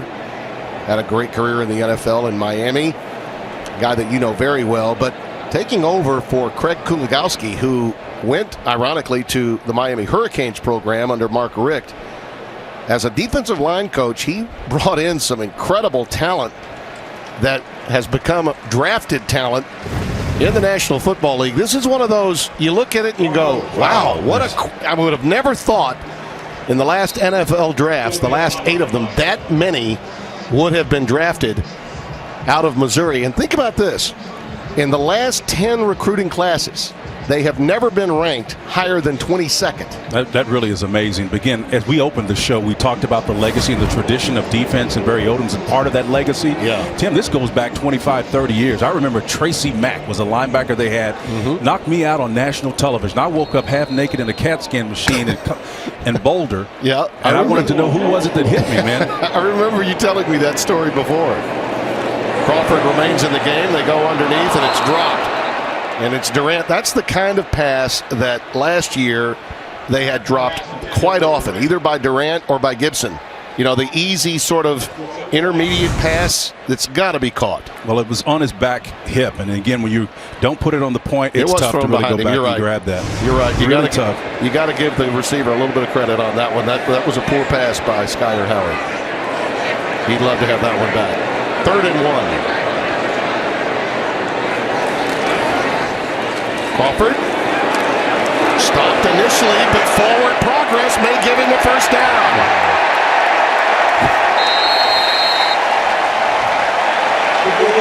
In this part of the world, you know what they call that one, huh?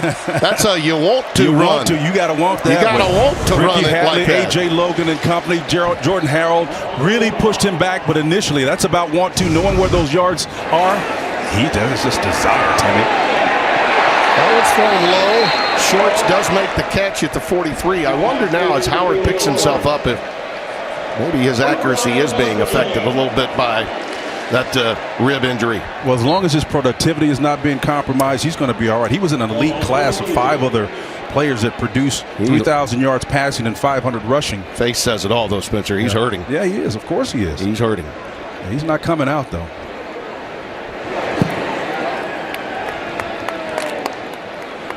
From the 42 of Missouri, first down.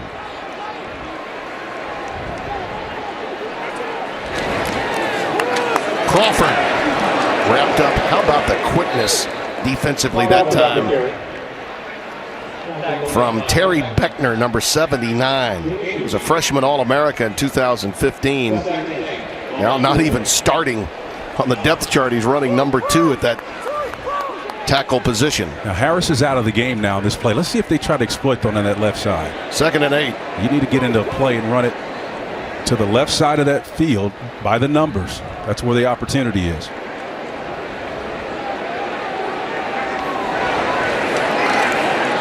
Howard unloads it. It is intercepted inside the 5-yard line by Penton. That one floated on him. He was trying to get it out. Jovan Durant.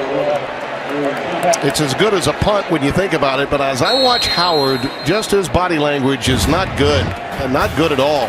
Well, the 50-50 ball is in vogue, Tim, and Penton made a beat on it and claimed it as his own. Missouri's got it when we come back, trailing by 17. Nice work by the senior from St. Louis, Arian Penton, on that pick.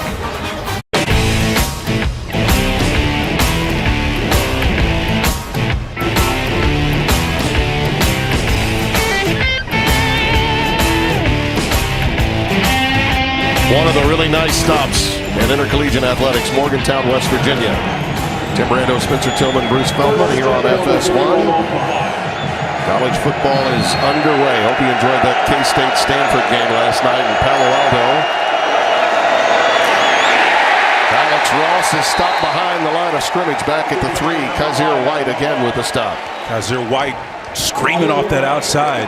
Seeing he has no responsibility for containment. Makes a great play behind the line of scrimmage. West Virginia sensing the kill here with this poor field position. And a young quarterback that's trying to find himself and some playmakers in this offense. On the curl, it's Mason, Demetrius Mason with a marker down. Back inside the 5-yard line. And he sprints ahead to the 24. We'll check the marker. Saul Douglas needing to make a sure tackle there, but slipped it and allowed the receiver to get down the field for some additional yards pending the flag.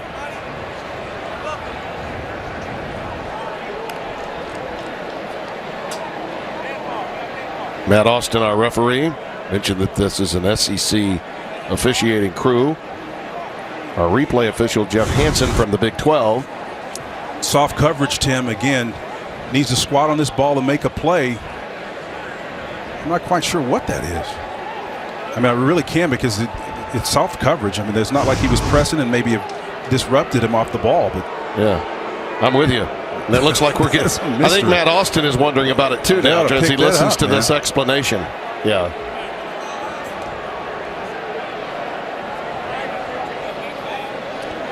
Maybe they were thinking about where his knee went down, if it went down, and it didn't. We'll see. Matt Austin going to work. Will tell us all about it here. We have 2 fouls on the play. Ineligible receiver downfield, number 5 in the offense. That penalty marked off half the distance to the goal. After the play, personal foul, unnecessary roughness, number 13 of the defense. That 15-yard penalty will be enforced. Automatic first down. Well, Rasul Douglas is nailed, the nickelbacker, with that penalty. And Alex Ross got it started, but here again is the late hit. He's got the right foot out and then turned the shoulder. Man, I don't know about that. Yeah, I think he knew where he was, though. I think Douglas knew where he was. I like the call. Ross remains in the backfield and gets it out to the 19-yard line. He was trailing the play, Spencer, and that's why I say I like the call. And I don't he had to know where that. He was on the boundary. I would just say this, Tim. Anytime a player turns his shoulder and his head away from it, it gives you the sense that he's saying, I'm not trying to take you out. And he's basically conceding right there. 2nd and 7. Ross on the stretch play cuts it back up to the 24-yard line. Darian Howard, 49, making the stop for West Virginia. You know, you think about Locke's first quarter, he only had 11 passing yards, but then threw for 141 in the second. It's 3rd down and 3. And he has a receiver slip. Jason Reese could not keep his footing, and that will lead to a punt formation, unfortunately, for Missouri. The pass was there. It was safe. It was open, but he fell down. Yeah, Jason's 6'5", 250 pounds, and sometimes if the ball's not on the mark, this new field turf here was difficult for him to navigate. When he's trying to go back for a ball that's thrown behind him, you've got to plant on your left foot or inside foot to go back to your right, and he crossed over and used his right foot to attempt to go back the opposite direction. Corey Fatoni, who got a poor snap from center a moment ago on the deep snap, will boot it away this time. His last one measured only 20 yards. This one, a thing of beauty. High, tight spiral coming down to Gary Jennings. Great coverage by Mizzou. 46-yard boot. Brandon Lee was down there to make the stop. Oh, the color, the pageantry, the pomp and circumstance. Saturdays of the fall are here. Almost heaven, West Virginia. West Virginia leads at 20-3, 7:48 remaining in the third quarter. We got word, Spencer, from Bruce Feldman during the timeout that Russell Shell was, in fact, having problems with some cramps. That's all, so we should be able to see him. And Skyler Howard, officially they're saying he's got bruised ribs. He does have a little extra padding in the midsection as we open play here in the third. One good drive leading to a touchdown. And not terribly impressive the last time out as Justin Crawford takes it to about the 33, maybe the 34-yard line. That's a nice pickup on first down. That was a nice piece of phone booth running right there by Crawford, doing a great job of reading where the lane was. It was tight. How about the little trail technique they got up top? 2nd and 5. There's Wellman. And the old Mountaineer from Huntington, West Virginia. He is all about West Virginia football. He loves it. Little lag draw action. Just give it to the big guy. Let's see if he can find some yardage up in the middle. He does. Wellman. Well done. Blue-collar guy. Joe Wickline is commenting on how much the players on the team really love that kid. Crossing pattern beautifully down to Karan White. It's the passes inside the hashes, the seam routes that Howard seems to really love to throw. Brother of West Virginia All-American and Bears #1 rounder Kevin White, showing you he's flashing, able to break some zone and find some opportunity. 1st and 10. Wide receiver screen is read beautifully. Shelton Gibson is stopped in his tracks by Penton. Here's an opportunity to see Howard use his eyes from left to right and then to lead the catch. Outstanding job by White tracking that ball and bringing it in and showing some emotion to get this West Virginia Mountaineer offense going. Skyler calls White his sleeper receiver. He's got little symbols and names for all of his guys. There's Wellman again. And the big fullback. Getting all the grunt work done. Gets it down near the 25-yard line. Spencer Williams, the stop, the right defensive end. Look at the percentage of running the football from year to year under Holgorsen. That's great coaching right there. Last year as a team, a big picture thought, they became a defensive-oriented team. It's all about responding to what the context is. That's what quality coaching will do. It's not trying to put a player whose skill set may not fit necessarily with what your scheme. You don't play the game as a coach. Quick curl to Karan White again, ahead for a first down at the 18-yard line. Timmy, to pick up on that continued theme, a coach's main job is to facilitate the success of his players. You train up, you coach them up in the way that they should go. They have natural gifts and talents. Your job is to find a way to exploit, and very few do as well a job as Dana Holgorsen does. Very creative coach offensively. Walks to the beat of his own drum. Yes, He's really a breath of fresh air to deal with. He is. From the 18. Nice feet. Wellman. Well, he's been featured in this series, hasn't he? Got those fresh legs working here in the third quarter. Inside the 15 to the 14, Michael Shear made the stop. Often think of a back that got that kind of nifty feet as big as Wellman is. He showed you he could move a little bit. Quick out to Shelton Gibson. He may have a first down. To the 8-yard line, he does. And that wham screen really got Shelton out there. Again, the team leader in receiving yards last year, averaging 24 yards a grab. You don't need that much down here, but they like the ball in his hands after he gets it. And look out, Crawford has now come into the game and lined up in a wide receiver spot. Now he's coming back as they decide to huddle up. Well, that's the thing about Justin Crawford. They can bring him in simultaneously with Russell Shell, use him as a wide receiver too. Well, they've shown the formation, and now let's see if Missouri responds to it. They're going to a different look now. Yeah, he's staying in the backfield now. First and goal.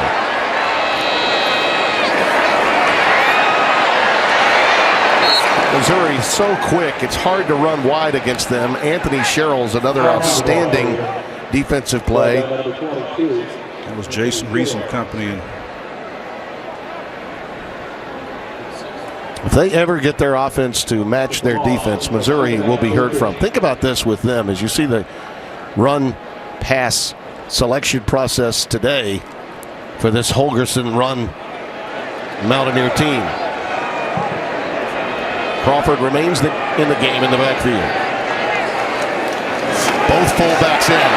There he goes. Spun down inside the 5 at the 4 by Thomas Wilson. Thomas Wilson had everything he could to hold on to that ball. It's a nice little ISO play again. Nothing fancy about this, just stick it in pocket and watch Justin Crawford try to make a play. And the body control that he has after contact is outstanding. Nothing doing this time. Crawford wrapped up by Charles Harris. He just engulfed him there, didn't he? Yeah, that was also big number 97, Josh Augusta. Kid that at one point was tipping the scales at about 388. They say he's got unbelievable feet. The scouts are just drooling over him, but they need to get him under 355 or so pounds. He's at 355 right now at 6'4", but again, why they like him is he can play a zero technique, that is control two gaps by being the center, over the center, and being one guy to take up two responsibilities. Molina gets it through from the right hash. Missouri's defense again stiffens inside the red zone, but the lead is up to 20. 3 and change remaining here in the third quarter. 23-3 our score. West Virginia with the lead. We'll see if Missouri can get something going offensively in the second half. Tim, it's almost like they're alternating quarters. This quarter, Missouri with 21 yards, and West Virginia with 176. So again, they're alternating, dominating their respective quarters. I think one of the real key moments in this game, Howard going down, Creston turning it over, Missouri getting nothing out of that. I mean, that was an opportunity at the very least for 3, missed the field goal, hooked it, had momentum with them at that time, and they've been shut down since. Really, Missouri had outgained them until the last drive for the bulk of this game, but they just were not able to take advantage of the turnovers. This has been a Down Jones kind of it has. Up and down. Ross will stay in the end zone. They'll bring it out. Let's get a game break in Los Angeles from Mike Hill. Guys, Houston making a statement against Oklahoma Sooners. Austin Seibert attempting the 53-yard field goal. It's short. Brandon Wilson catches it 9.5 yards deep, and he's about to make magic. Officially, it's a 100-yard kick 6. Houston, we have no problems. Greg Ward Jr. just added a touchdown throw. It's 33-17 late in the third quarter. Back to you guys. Boy, Doctor, how do you do? Doctor. My. Bringing back memories of the kick 6 in the Iron Bowl there, albeit not at the end of the game. Harkening back to the days of Andre Ware and company, man. Lock. Looking long, and he's got a man, but underthrows it. Incomplete. Mason was the intended receiver. The ball was underthrown. Rasul Douglas had a chance at the interception. Yeah, single coverage outside. That ball had a little string on the end of it. It didn't quite make its destination. Just didn't have enough on it. The receiver didn't have a chance to make that play. Mason actually became a defender there. Did a nice job. On second down, Ish Witter. He got popped, didn't he? Right at the 29-yard line. That was a hard hit that he absorbed. Jeremy Tyler came up and popped him pretty good, man. Sure did. Let him know who's in charge here. That safety position, 5'11", 207-pound senior, filling with authority. They had to replace Nick Kwiatkowski, who was their leader defensively, and they believe in Tyler and Rashid Benton that they've found some verbal leaders on that defense as Demetrius Mason grabs that one. Yeah, Mason made that completion out of that bunch formation that Bruce was talking about earlier. They typically run out of that, but the opportunity to get picks out of it made that possible. On the sidelines again, this one for Moore, but he's run out of territory. And Antonio Crawford was right there with him. Crawford doing a great job of squeezing, taking all the real estate away from the receiver on that play. Great defense. Ball was placed on that outside shoulder where it needed to be to make that kind of a play, but great defensive play. 2nd and 10.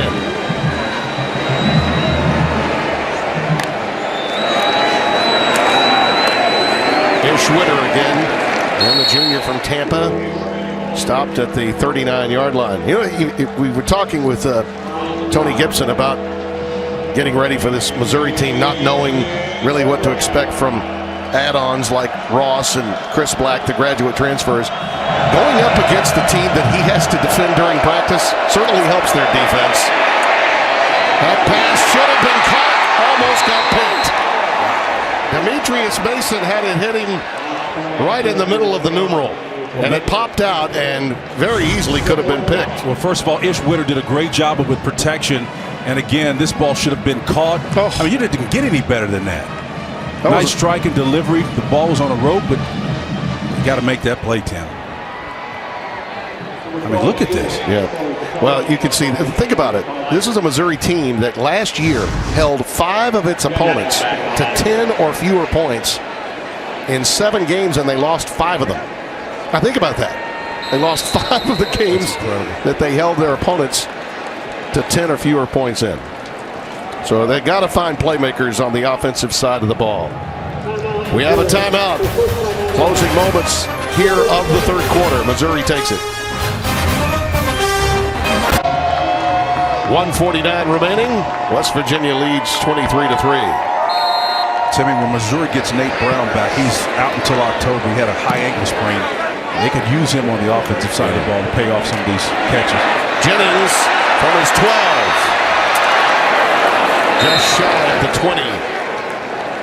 Before being knocked down by Eric Biesel, number 38. Well, tonight, Taysom Hill leads BYU against the Arizona Wildcats. Their kickoff is coming up at 10:30 Eastern Time. Joe Davis, Brady Quinn, both with fresh children on the earth. We should congratulate both young Joe and young Brady, his wife Alicia. New parents, those two. So I'm assuming that they go on the road to catch up on sleep. Yep. Both those guys are young. Their breath still smells like Similac. You guys call me. I got 4 girls if you need some help with that. Yes, our world is pink, lavender, dusty rose, and mauve. Yes, sir. Skylar Howard on the check down, goes underneath, incomplete for Karan White. Howard pass intended for Karan White.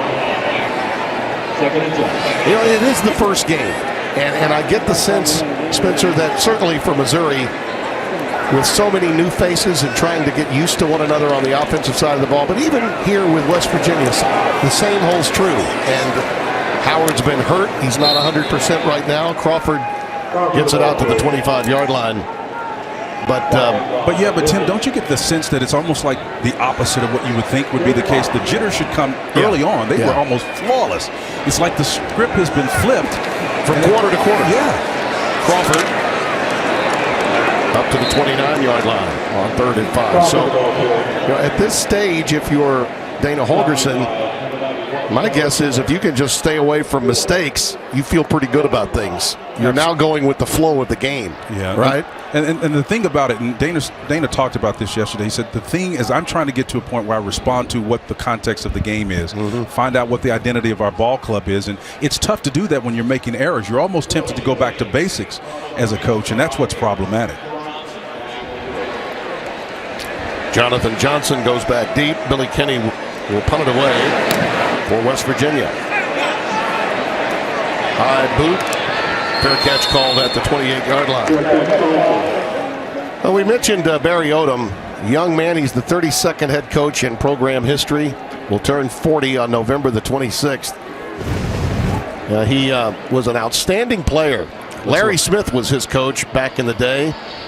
He was a tough customer and was actually a freshman when DeMonte Ross was about to leave, who he is now hired as his defensive coordinator. But it was the job that he did at Memphis with Justin Fuente, who's now the new head coach at Virginia Tech, that I think put him in a position to maybe get this job, this opportunity. Even after what had happened with Gary Pinkel, his health concerns, and the tumultuous issues off the field. Pass is incomplete. Looked to be a mix-up between Moore and the quarterback, Drew Lock. I think it's both those things you talked about, Tim. And again, remember now, Gary Pinkel is the winningest coach in 2 institutions, Toledo and Missouri. Coach Odom didn't change a whole lot. He learned a great deal from Gary Pinkel, and he credits him as being responsible for his success today. Emmanuel Hall reels it in, a negligible gain. Not much there against the boundary. But I tell you what, Barry Odom is the perfect fit for this position, particularly given the times. And this is a program that, as we said before, has done a lot more than maybe you think, or even they understand in Columbia, in making the adjustment to the Southeastern Conference. We played 3 Mountaineers and Tigers on Fox Sports 1. We'll be back. 23-3 our scores. We open the 4th quarter with Bruce Feldman on the sideline, Spencer Tillman upstairs with yours truly, Tim Brando. Listen, West Virginia's a team that had the pressure on it. They are expected to contend.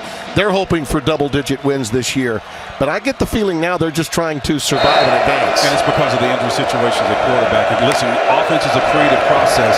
Defense is a destructive process. It always takes longer to create something than it does to destroy it. And I think both teams are experiencing a little bit of those travails right now, Timmy. So it's been a really weird game to watch all of the excellent execution we saw in the first half, and particularly the first quarter, and then kind of devolve into the second half and into the third quarter, and now the fourth. Marvin Zanders checks back in at quarterback. As Bruce Feldman mentioned, they have a solid package in there for him that they will utilize. They had a little chicanery involved, but a flag. Oh, the little yellow hanky will stop all of that. You hate to waste a great play like that, too. And once you show it, it's out there. The element of surprise is lost, and Barry Odom knows it. The previous play is under further review. By that I mean, I gather the lock run that got them out into the position that they had. Barry Odom is like, huh? Really? I think the spot is what they're looking at that would have necessitated, obviously, the first down. It was an excellent run by Locke. I think they had it where it really should have been. Yeah, I mean, it's not an issue where he was sliding and giving himself up. I mean, that would be a point of contention. Where he came down is where they marked the ball. That's right. Now, his knee did come down before where his torso did, but maybe that's it. But they'll powwow and try to sort it all out, but I thought they got the spot correct. I did too. I did too. And there are, listen, with respect to stoppages of play and why they review, and this year, of course, as you know, with targeting, no longer do they have to see it first. Here's the call. Ruling of a first down stands. First down. Wanted to make sure that they got it right. But the circumstances surrounding targeting now have changed to some extent in that they can actually call for it in the booth. Even though it wasn't called on the field. Exactly, yes. That's good stuff for the game because it shows that we're cognizant about the head injuries and status. Zanders remains in the game on first down. He stopped behind the line of scrimmage there. But you're right, Spencer, when they decided, and that's just a tough break for Missouri. I mean, they were in a position to run a play that they had in their hip pocket. A reverse pass is what they had in mind, and it was taken away by the replay officials wanting to take a look at things. Here's Zanders again. Straight run from an athletic quarterback. He's about 2 yards shy of a first down at the 48-yard line. Al-Rashid Benton made the stop, the young man from Newark, New Jersey. Love the play selection and love the pace and tempo. They had a trips the opposite direction. Now they go and run the exact play the opposite direction. And it's breaking open for him to the 45-yard line. And Rashid Benton again, Al-Rashid Benton with the stop. And but for Benton being there, he hits his head on the goalpost because they're seeing all the Missouri Tigers a weakness in this scheme to defend their mobile quarterback. Wide receiver screen with a little bit of help. Pass is caught by Keon DeLosa, sophomore from Round Rock, Texas. Now they're platooning, trying to get fresh bodies in there. When you go pace and tempo, you got to make sure everybody's fresh, ready to go, trying to get a play in. And Drew Lock back on the field. Alex Ross, the setback. On second down, it's Ross. Just inside the 40-yard line. So 4 yards shy of a first down. Justin Arndt making the tackle. Ross trying to craft out an identity for himself as an every down back. He's a former second-team All-American as a kickoff returner. He's going to be about a yard and a half, maybe 2 yards shy. As Christian Brown makes the stop, it's got to be 4 down territory now. Yep. Down 20 with just under 13 minutes left. They'll call it 4th and a long one.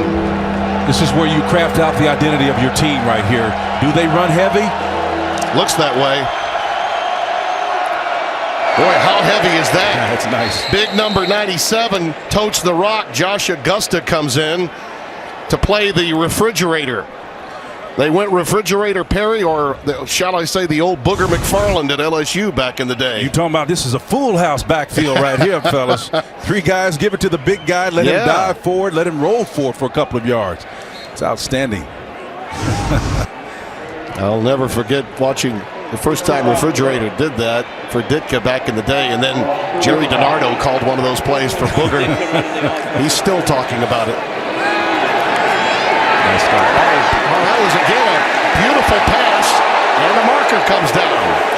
Moore was the intended receiver. Fleming will be guilty of the interference. I thought Fleming did a nice job of defending. We'll see and dissect it and see if it was interference, but you can see press coverage. I like the nice hand.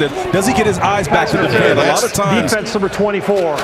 He didn't play the ball. Automatic first down. If he turns his head, I don't think he gets the flag. Yeah, and again, that's the only way you can make the legitimate argument. I hear people talk about turning around, but why are you needing to turn around? You have every right to that ball as a defender, and that influences the person who's going to call that play. So again, the fact that you're not able to locate it and turn around is probably the reason why you draw the laundry. Ish Ritter comes back into the game, number 21 in white, and he'll tote it. Getting a pretty good push from the left side of that line. Pendleton, Howell and company. Listen, this is a very young offensive front. They only had 3 starts in their offensive line, and they all came from one man. Alec Ablang, number 57, and he's played 3 different positions as a starter. And Winter is stopped in his tracks again. This is clearly an area of concern short-term for Missouri, their offensive front. Well, Nate Howard make Ish pay for this, man. He just leveled him and stopped him about a yard and a half short of the line of scrimmage. Swarming defense for that Mountaineer front. 3rd and 6. Go with a bunch formation to the top of your screen. Pressure from the backside. It's Justin Arndt, and you aren't either. All 5'10", 215 pounds of him. There's a reason why they never take him off the field. Arndt's coming. He's screaming from this position on the backside. Unaccounted for. Boy, he hit him like he stole something on that play. That's an outstanding job by Arndt. Unaccounted for on the edge to make an outstanding play on lock. Tony Gibson said, man, he's an original walk-on. I can't get him off the field. We don't have a player that can block him. 5'11", 215, and that's being generous. Whoa! That was a laser kick. It's no good. Never got it up in the air. It was blocked at the line of scrimmage, it appeared. It was deflected. All made possible by Justin Arndt. Now he's got a scholarship, man. It's Bula Bula big time, Timmy. Yet another big stop for West Virginia defensively. Justin Arndt starts it, and then McCann sees it blocked away. But I like Christian McCaffrey. He had a big return last night, brought back because of a penalty. He should have won the Heisman last year, in my opinion. Pass is over the middle, caught by Da'Keil Shorts. I'm glad you mentioned that because I wanted to make the point that last year that title game was lost. The Pac-12 title game was absolutely lost on simultaneously with the ACC championship, which had much more bearing nationally. Gibson's pass is caught. He gets it out to the 47-yard line. Spun down that time by Terez Hall, number 24. Shorts has 8 catches, 130 yards today. Without a doubt, the go-to guy. Actually, that was Gibson with 5 catches for 51 yards. And there's another one popping free for Justin Crawford inside the 40 to the 38-yard line of Missouri. Well, this guy's a joy to watch in junior college. Average 6.5 yards a carry. Just give it to him twice.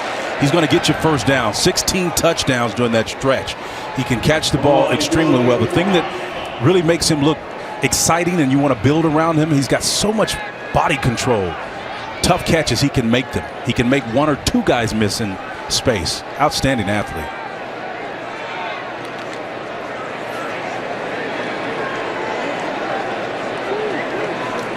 Crawford remains in the backfield. That's Gibson on the wide receiver screen inside the 35 to the 33-yard line. Crawford, by the way, with 17 carries, 94 yards. Bruce, with all of the weaponry that Dana Holgerson has, what about the number of touches? Are they keeping count of the touches for these 3 backs that they have? They are, Timmy. And the guy next to Dana, Ryan Dorchester, he's the recruiting coordinator. He's been here 12 years. He said Crawford's the most talented running back they've had here since he's been in Morgantown. Wow.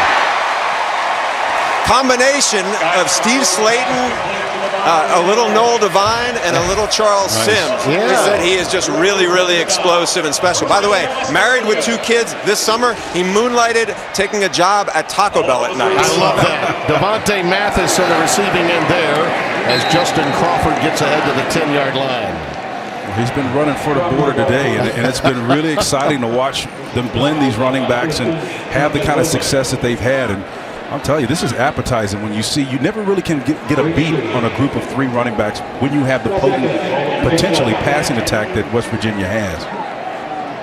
Tough to defend. They put stress on every aspect of the field. Yeah, they really do. Now, it's been down here where Missouri defensively has made life difficult for them. They've not been able to get much done once they've gotten in the red zone. They've had to settle for a lot of field goals. Well, most teams, a third of your playbook goes outside the window once you get inside the 20. With a mobile quarterback, it actually expands. Flags down, pre-snap.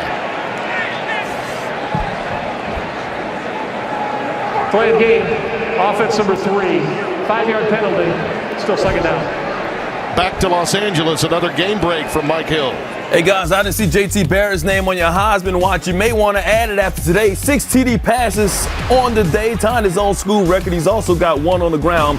He's done for the day after 349 yards passing. 6 ranked Buckeyes rolling right now, 63-10 over Bowling Green in the 4th. Urban not being too kind to his older warrior there. 63 points already against Bowling Green. Well, they don't have the dilemma at the position this year. Barrett is the leader. That could be helpful to them, Mike. Crawford again stopped really behind the line of scrimmage this time at the 16-yard line. Good penetration from Hall, number 24, yet again. Harris also involved. You know, that Ohio State situation was kind of crazy with all 3 of those quarterbacks they have. And Braxton Miller's doing a tremendous job as a pro in a slot position. Well, they were the consensus number 1 a year ago. Consensus. Well, this year, maybe less is more by only having 1 that you can turn to in Barrett. 3rd down and 13 for West Virginia. If they want to throw the switch route, they've got it here. Nice job. Looking for the corner. Oh, overthrown. You're right. It was for Karan White, and it was there. Man, I'll tell you, the switch route is going to work with the wide side of the field. Again, it's because you've got off coverage here, and this is where the route works. Upside, you've got the outcut. The inside guy is going to run to defend that spot. But what happens is the guy over the top or the safety tends to zone in on that corner route and not look at the guy who's underneath, and you're going to have a wide receiver wide open. Switch route was in vogue on that play. They just missed it. Molina from 33 yards. Working the draw right through there for yet another field goal for Mike Molina. He's had a big day. So has the West Virginia defense.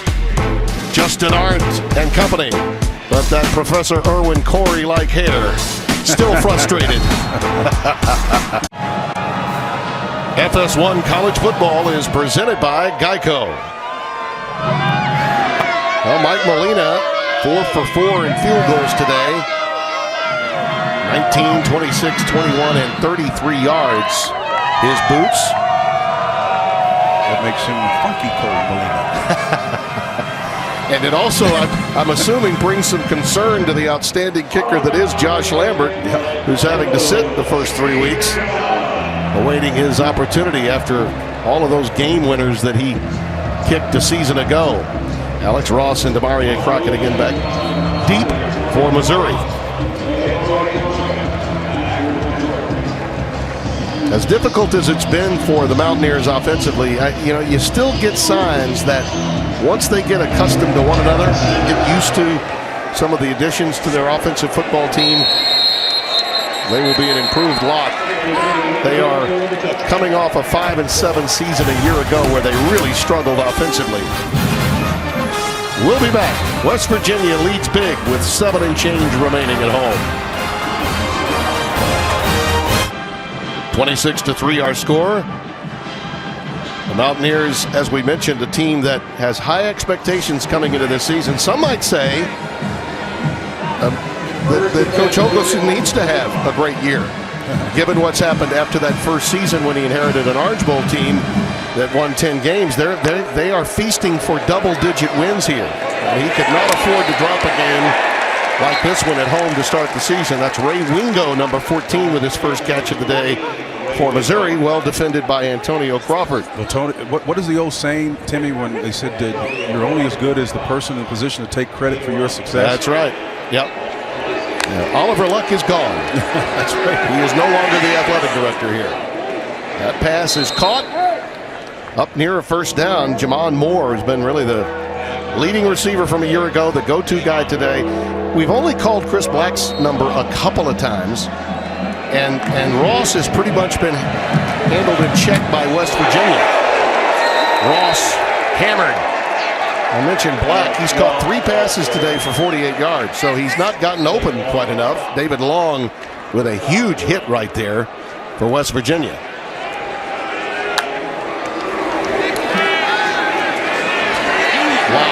Now that's a solid throw, isn't it? Off the wrong foot. That tells you something about his arm strength right there.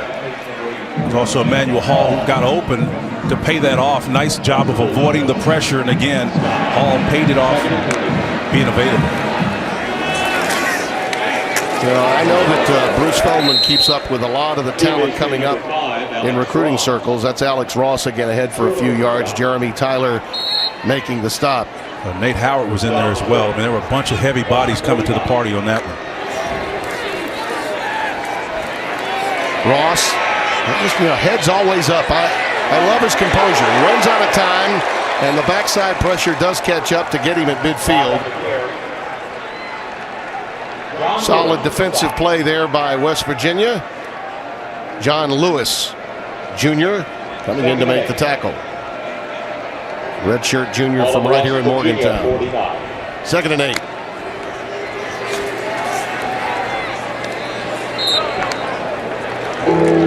Jamon Moore, the receiver. Bruce Feldman's got more on Drew Lock, and they're going to say that pass was incomplete. I beg your pardon, so we'll go down to Bruce in just a second. 3rd down and 8 here.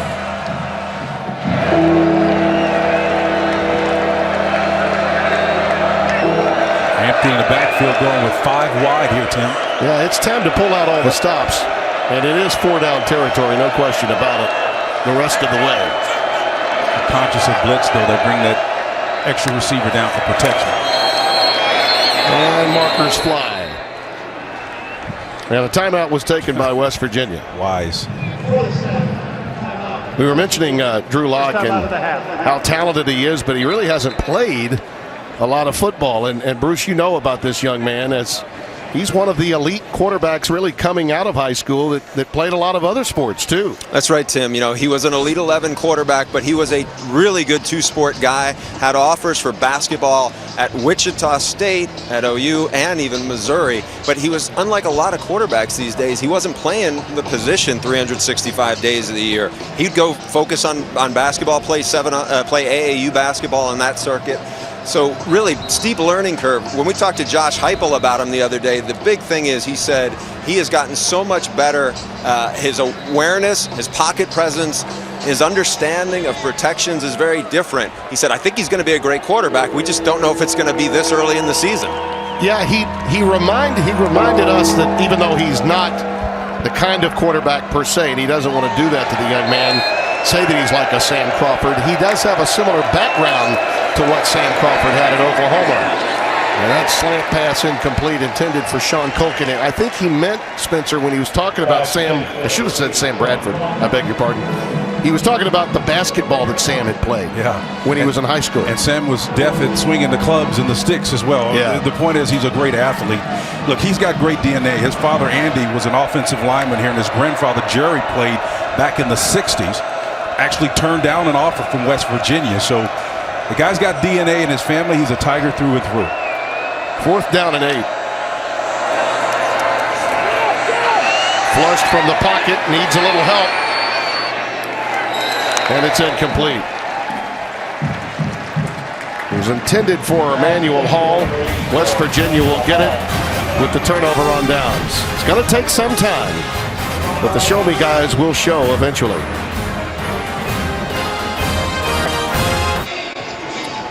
26-3 our score. We saw a bit of Chris Chuganoff earlier after Skylar Howard went down and Crest had the turnover. Latter stages of the second quarter. He's back in the game now with this one pretty much filed away for West Virginia. Justin Crawford takes the handoff and is stopped after a yard gain.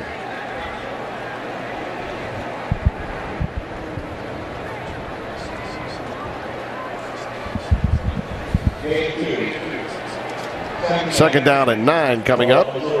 Sheldon Gibson checks back into the game for the Mountaineers. By the way, we have not mentioned this, but former Florida quarterback Will Greer has transferred and will be available, it would appear, for West Virginia, potentially as soon as next year. Justin Crawford takes it ahead.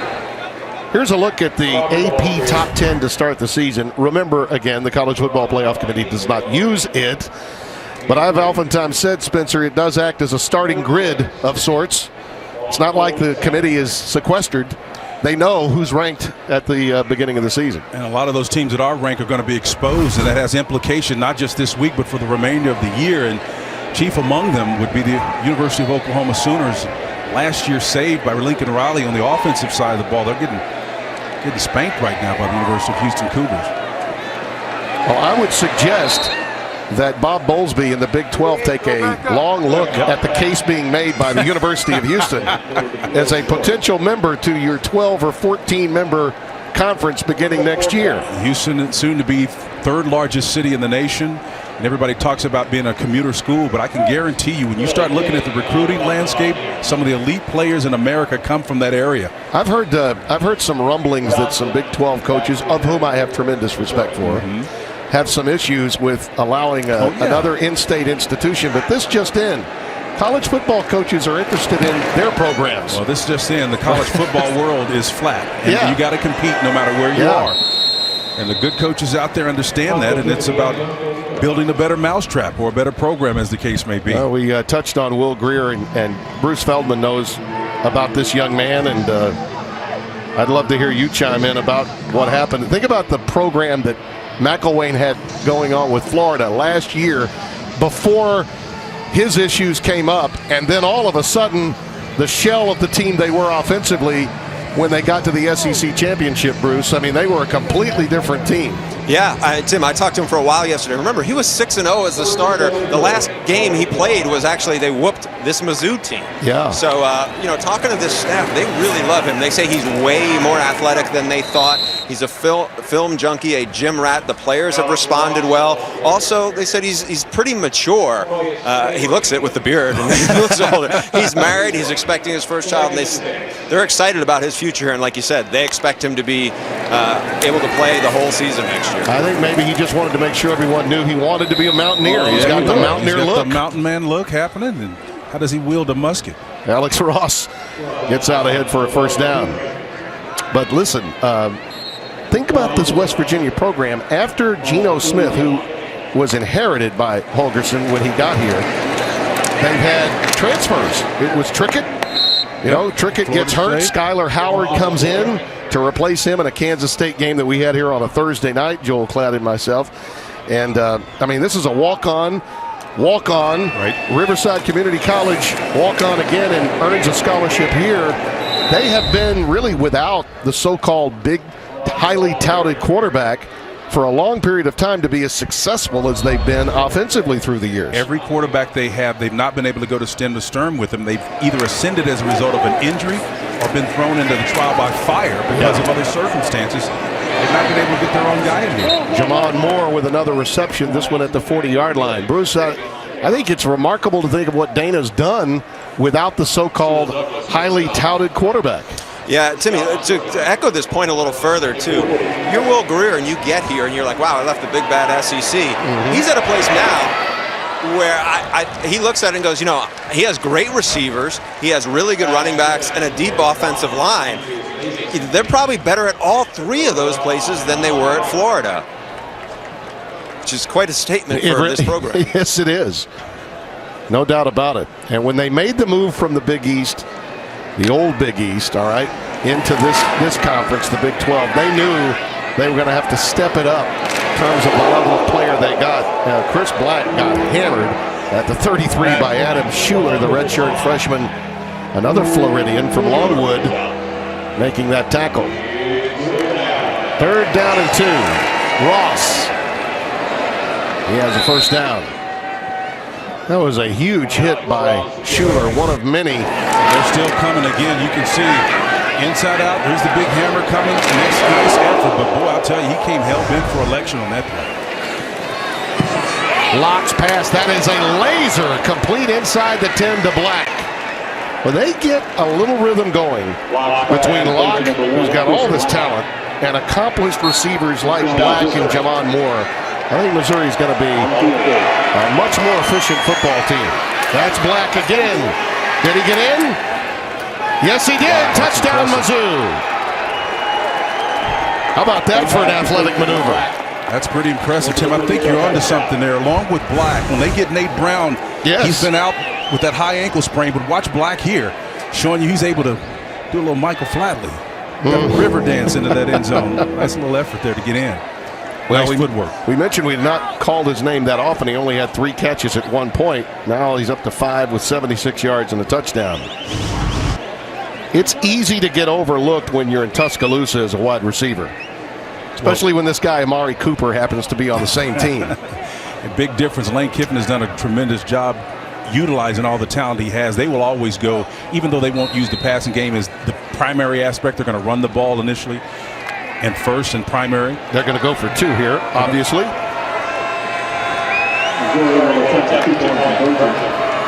It's Locke. And the pass is caught. Jamon Moore and the 2-point conversion. And for the numbers of you out there that keep up with such things, it's tightened up. Mizzou now down by 15. We'll be right back. October with that high ankle sprain. This is a program that really needs playmakers to emerge, and the plight of Chris Black, who was an outstanding talent. Look at where he was ranked coming out according to 24/7 Sports. Those are big time players. Yes, okay, sir. And he's right there. He was in fact ahead of Amari Cooper. And this is a young man that still got in his mind a lot to prove. He only had 25 catches, 290 yards in 3 years. Okay, he did have some impact plays, though, at Alabama in the time that he was there. and a couple of national titles to go with it. As we look for the onside kick right here. I believe they may have gotten it. I believe he got it himself. Yes, he did. How about that? Turner Adams gets the job done on his own. That's a solo onside that works. With 1:46 remaining. It's got to travel 10 yards, but watch him. Does a nice job of eyeballing it, catching it on the positive bounce, grabbing it, making sure it goes 10. That's courage. They had to see something on the film, did they not, that encouraged them to go straight up the middle as opposed to one corner or the other? They had to. He has to have an aptitude to be able to make that kick. That's a tough kick, first of all, and then for a kicker to have the courage to go get it, knowing full well he's going to get dinged. That's pretty impressive, man. Nana Kyram, number 14, was the only guy that had a chance at it, and it was as if West Virginia had the hands people all lined up to one side, not the middle. Locke running out of time. Lets it fly, and it's caught. That's Chris Black again. What a great athletic throw and a catch by Black to pay it off. Great protection. We talked about how young and inexperienced this offensive line is. Didn't show on that play. 27 yards that hookup. Pass is incomplete. Javon Moore, the intended receiver. Here's the previous play. And you can see how much time he has. And again, an athletic throw across his body. You don't recommend that. 4 defenders back there, and Black finds a way to come up with that catch. That was a big league throw by Drew Locke. Yes, it was. Off the wrong foot. Body going in a different direction than where the arm has to go. 8 catches, 104 yards now for Moore. Locke trying to get Moore again, incomplete inside the 20. We're preserving the clock. That's a good thing about it. Clock stops, the incomplete pass. Timmy, I'll take a shot here. It's third down, and they've got 4 wide receivers. Still a couple of timeouts remaining. But they got to score quickly. And it's caught right between 2 defenders. Beautiful job. Missouri gets the job done. Dominic Collins with his first catch of the day. Dominic's got a great body at 6'2", 175, a little on the thin side, but it range showed on that play. Locke. Nice. Beautiful defensive play there. Stretching out and getting the job done. Jeremy Tyler, number 2. The free safety in front of Sean Colkin, the intended receiver. Tyler's manned up, and they had a little switch call there, and he just does a great job of sticking his hand in there and batting that one away. Nice defensive play. You touched on at the very beginning of the game what to watch for. The captain of that secondary that's so much improved under Tony Gibson. England from the sidelines for Moore again, but Antonio Crawford had him blanketed. And I wouldn't be surprised if they go to Moore again, because this is where he does excel. He likes to make the acrobat plays. He likes the big stage. He likes to be the guy. He did this last year against BYU in a similar situation on a fade out cut. Things have tightened up for Tony Gibson's defense here in the late stages. They'll open it up for him, too. Locke for the corner, incomplete. That's one of those where I know the receiver would love to see a little more air underneath the ball, Spence, but against that double coverage, he really did have to thread the needle. Well, some players have an affinity for being able to go get the 50-50 ball, particularly when you got a guy with his back to you. He can make that catch. He's made that before. 4th and goal.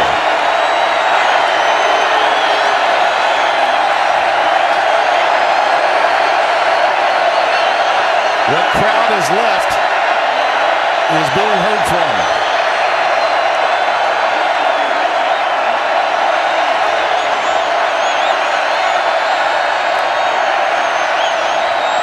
On the slant, incomplete. Moore, the intended receiver, and Crawford broke it up. Solid defensive play by Crawford. Again, everybody's manned up down here. Crawford came underneath and just stuck his hand in there. Jarred that one away. Locke had some heat on the ball. Nice soft coverage here. Nice end cut. Drove on that one. A little contact perhaps before the ball arrived. I'd say so. But it's bang, bang, man. It's tough to call it from behind. I'd say that was a little premature. That's what they're saying in Columbia, Missouri right now. He was a little early.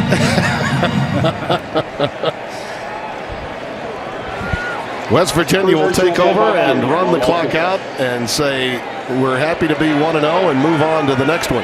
And to complete the thought, Tim, of the theme that kind of emerged throughout this game, this quarter, Missouri 185 total yards versus 69 for West Virginia. I mean, it has been a Dow Jones kind of up and down game. Youngstown State is next up for West Virginia. Then they get a week off before playing BYU in Landover. Kansas State will be here on the 1st of October as they get into the heat of Big 12 play. And don't forget, coming up next, the Astros and Rangers. As a doubleheader, we'll be getting you ready for that game as we take you back to the studio at Los Angeles. By the way, the producer of today's game, Eric Billigmeyer, our director, Doug Freeman, associate director, Brian Biederman, broadcast associate, in the hot seat for the first time, Justin Tolbert. Our sideline producer, Mike Principato. Thanks for all their work. Brian Colucci, our computer statistician, Scott Alexander, handling talent stats, and Brett Bender, son of Gary, our spotter. Our entire technical team being led by Bill Moore Jr. For all of them, thank you for being with us today. Bruce Feldman and Spencer Tillman, a fun game to open with for us in a wonderful setting here in Morgantown, West Virginia. Weather can't get any beautiful than this. It's an exciting place to be. The undulation of the hills, it's been outstanding view and good football, Timmy. For our entire crew here in Morgantown, Tim Brando saying so long. Our final here, West Virginia 26, Missouri 11. And we're going to take you to our Los Angeles studio, where Kevin Burkhardt and company are standing by to bring you a doubleheader of Major League Baseball on FS1. Take it away, fellas.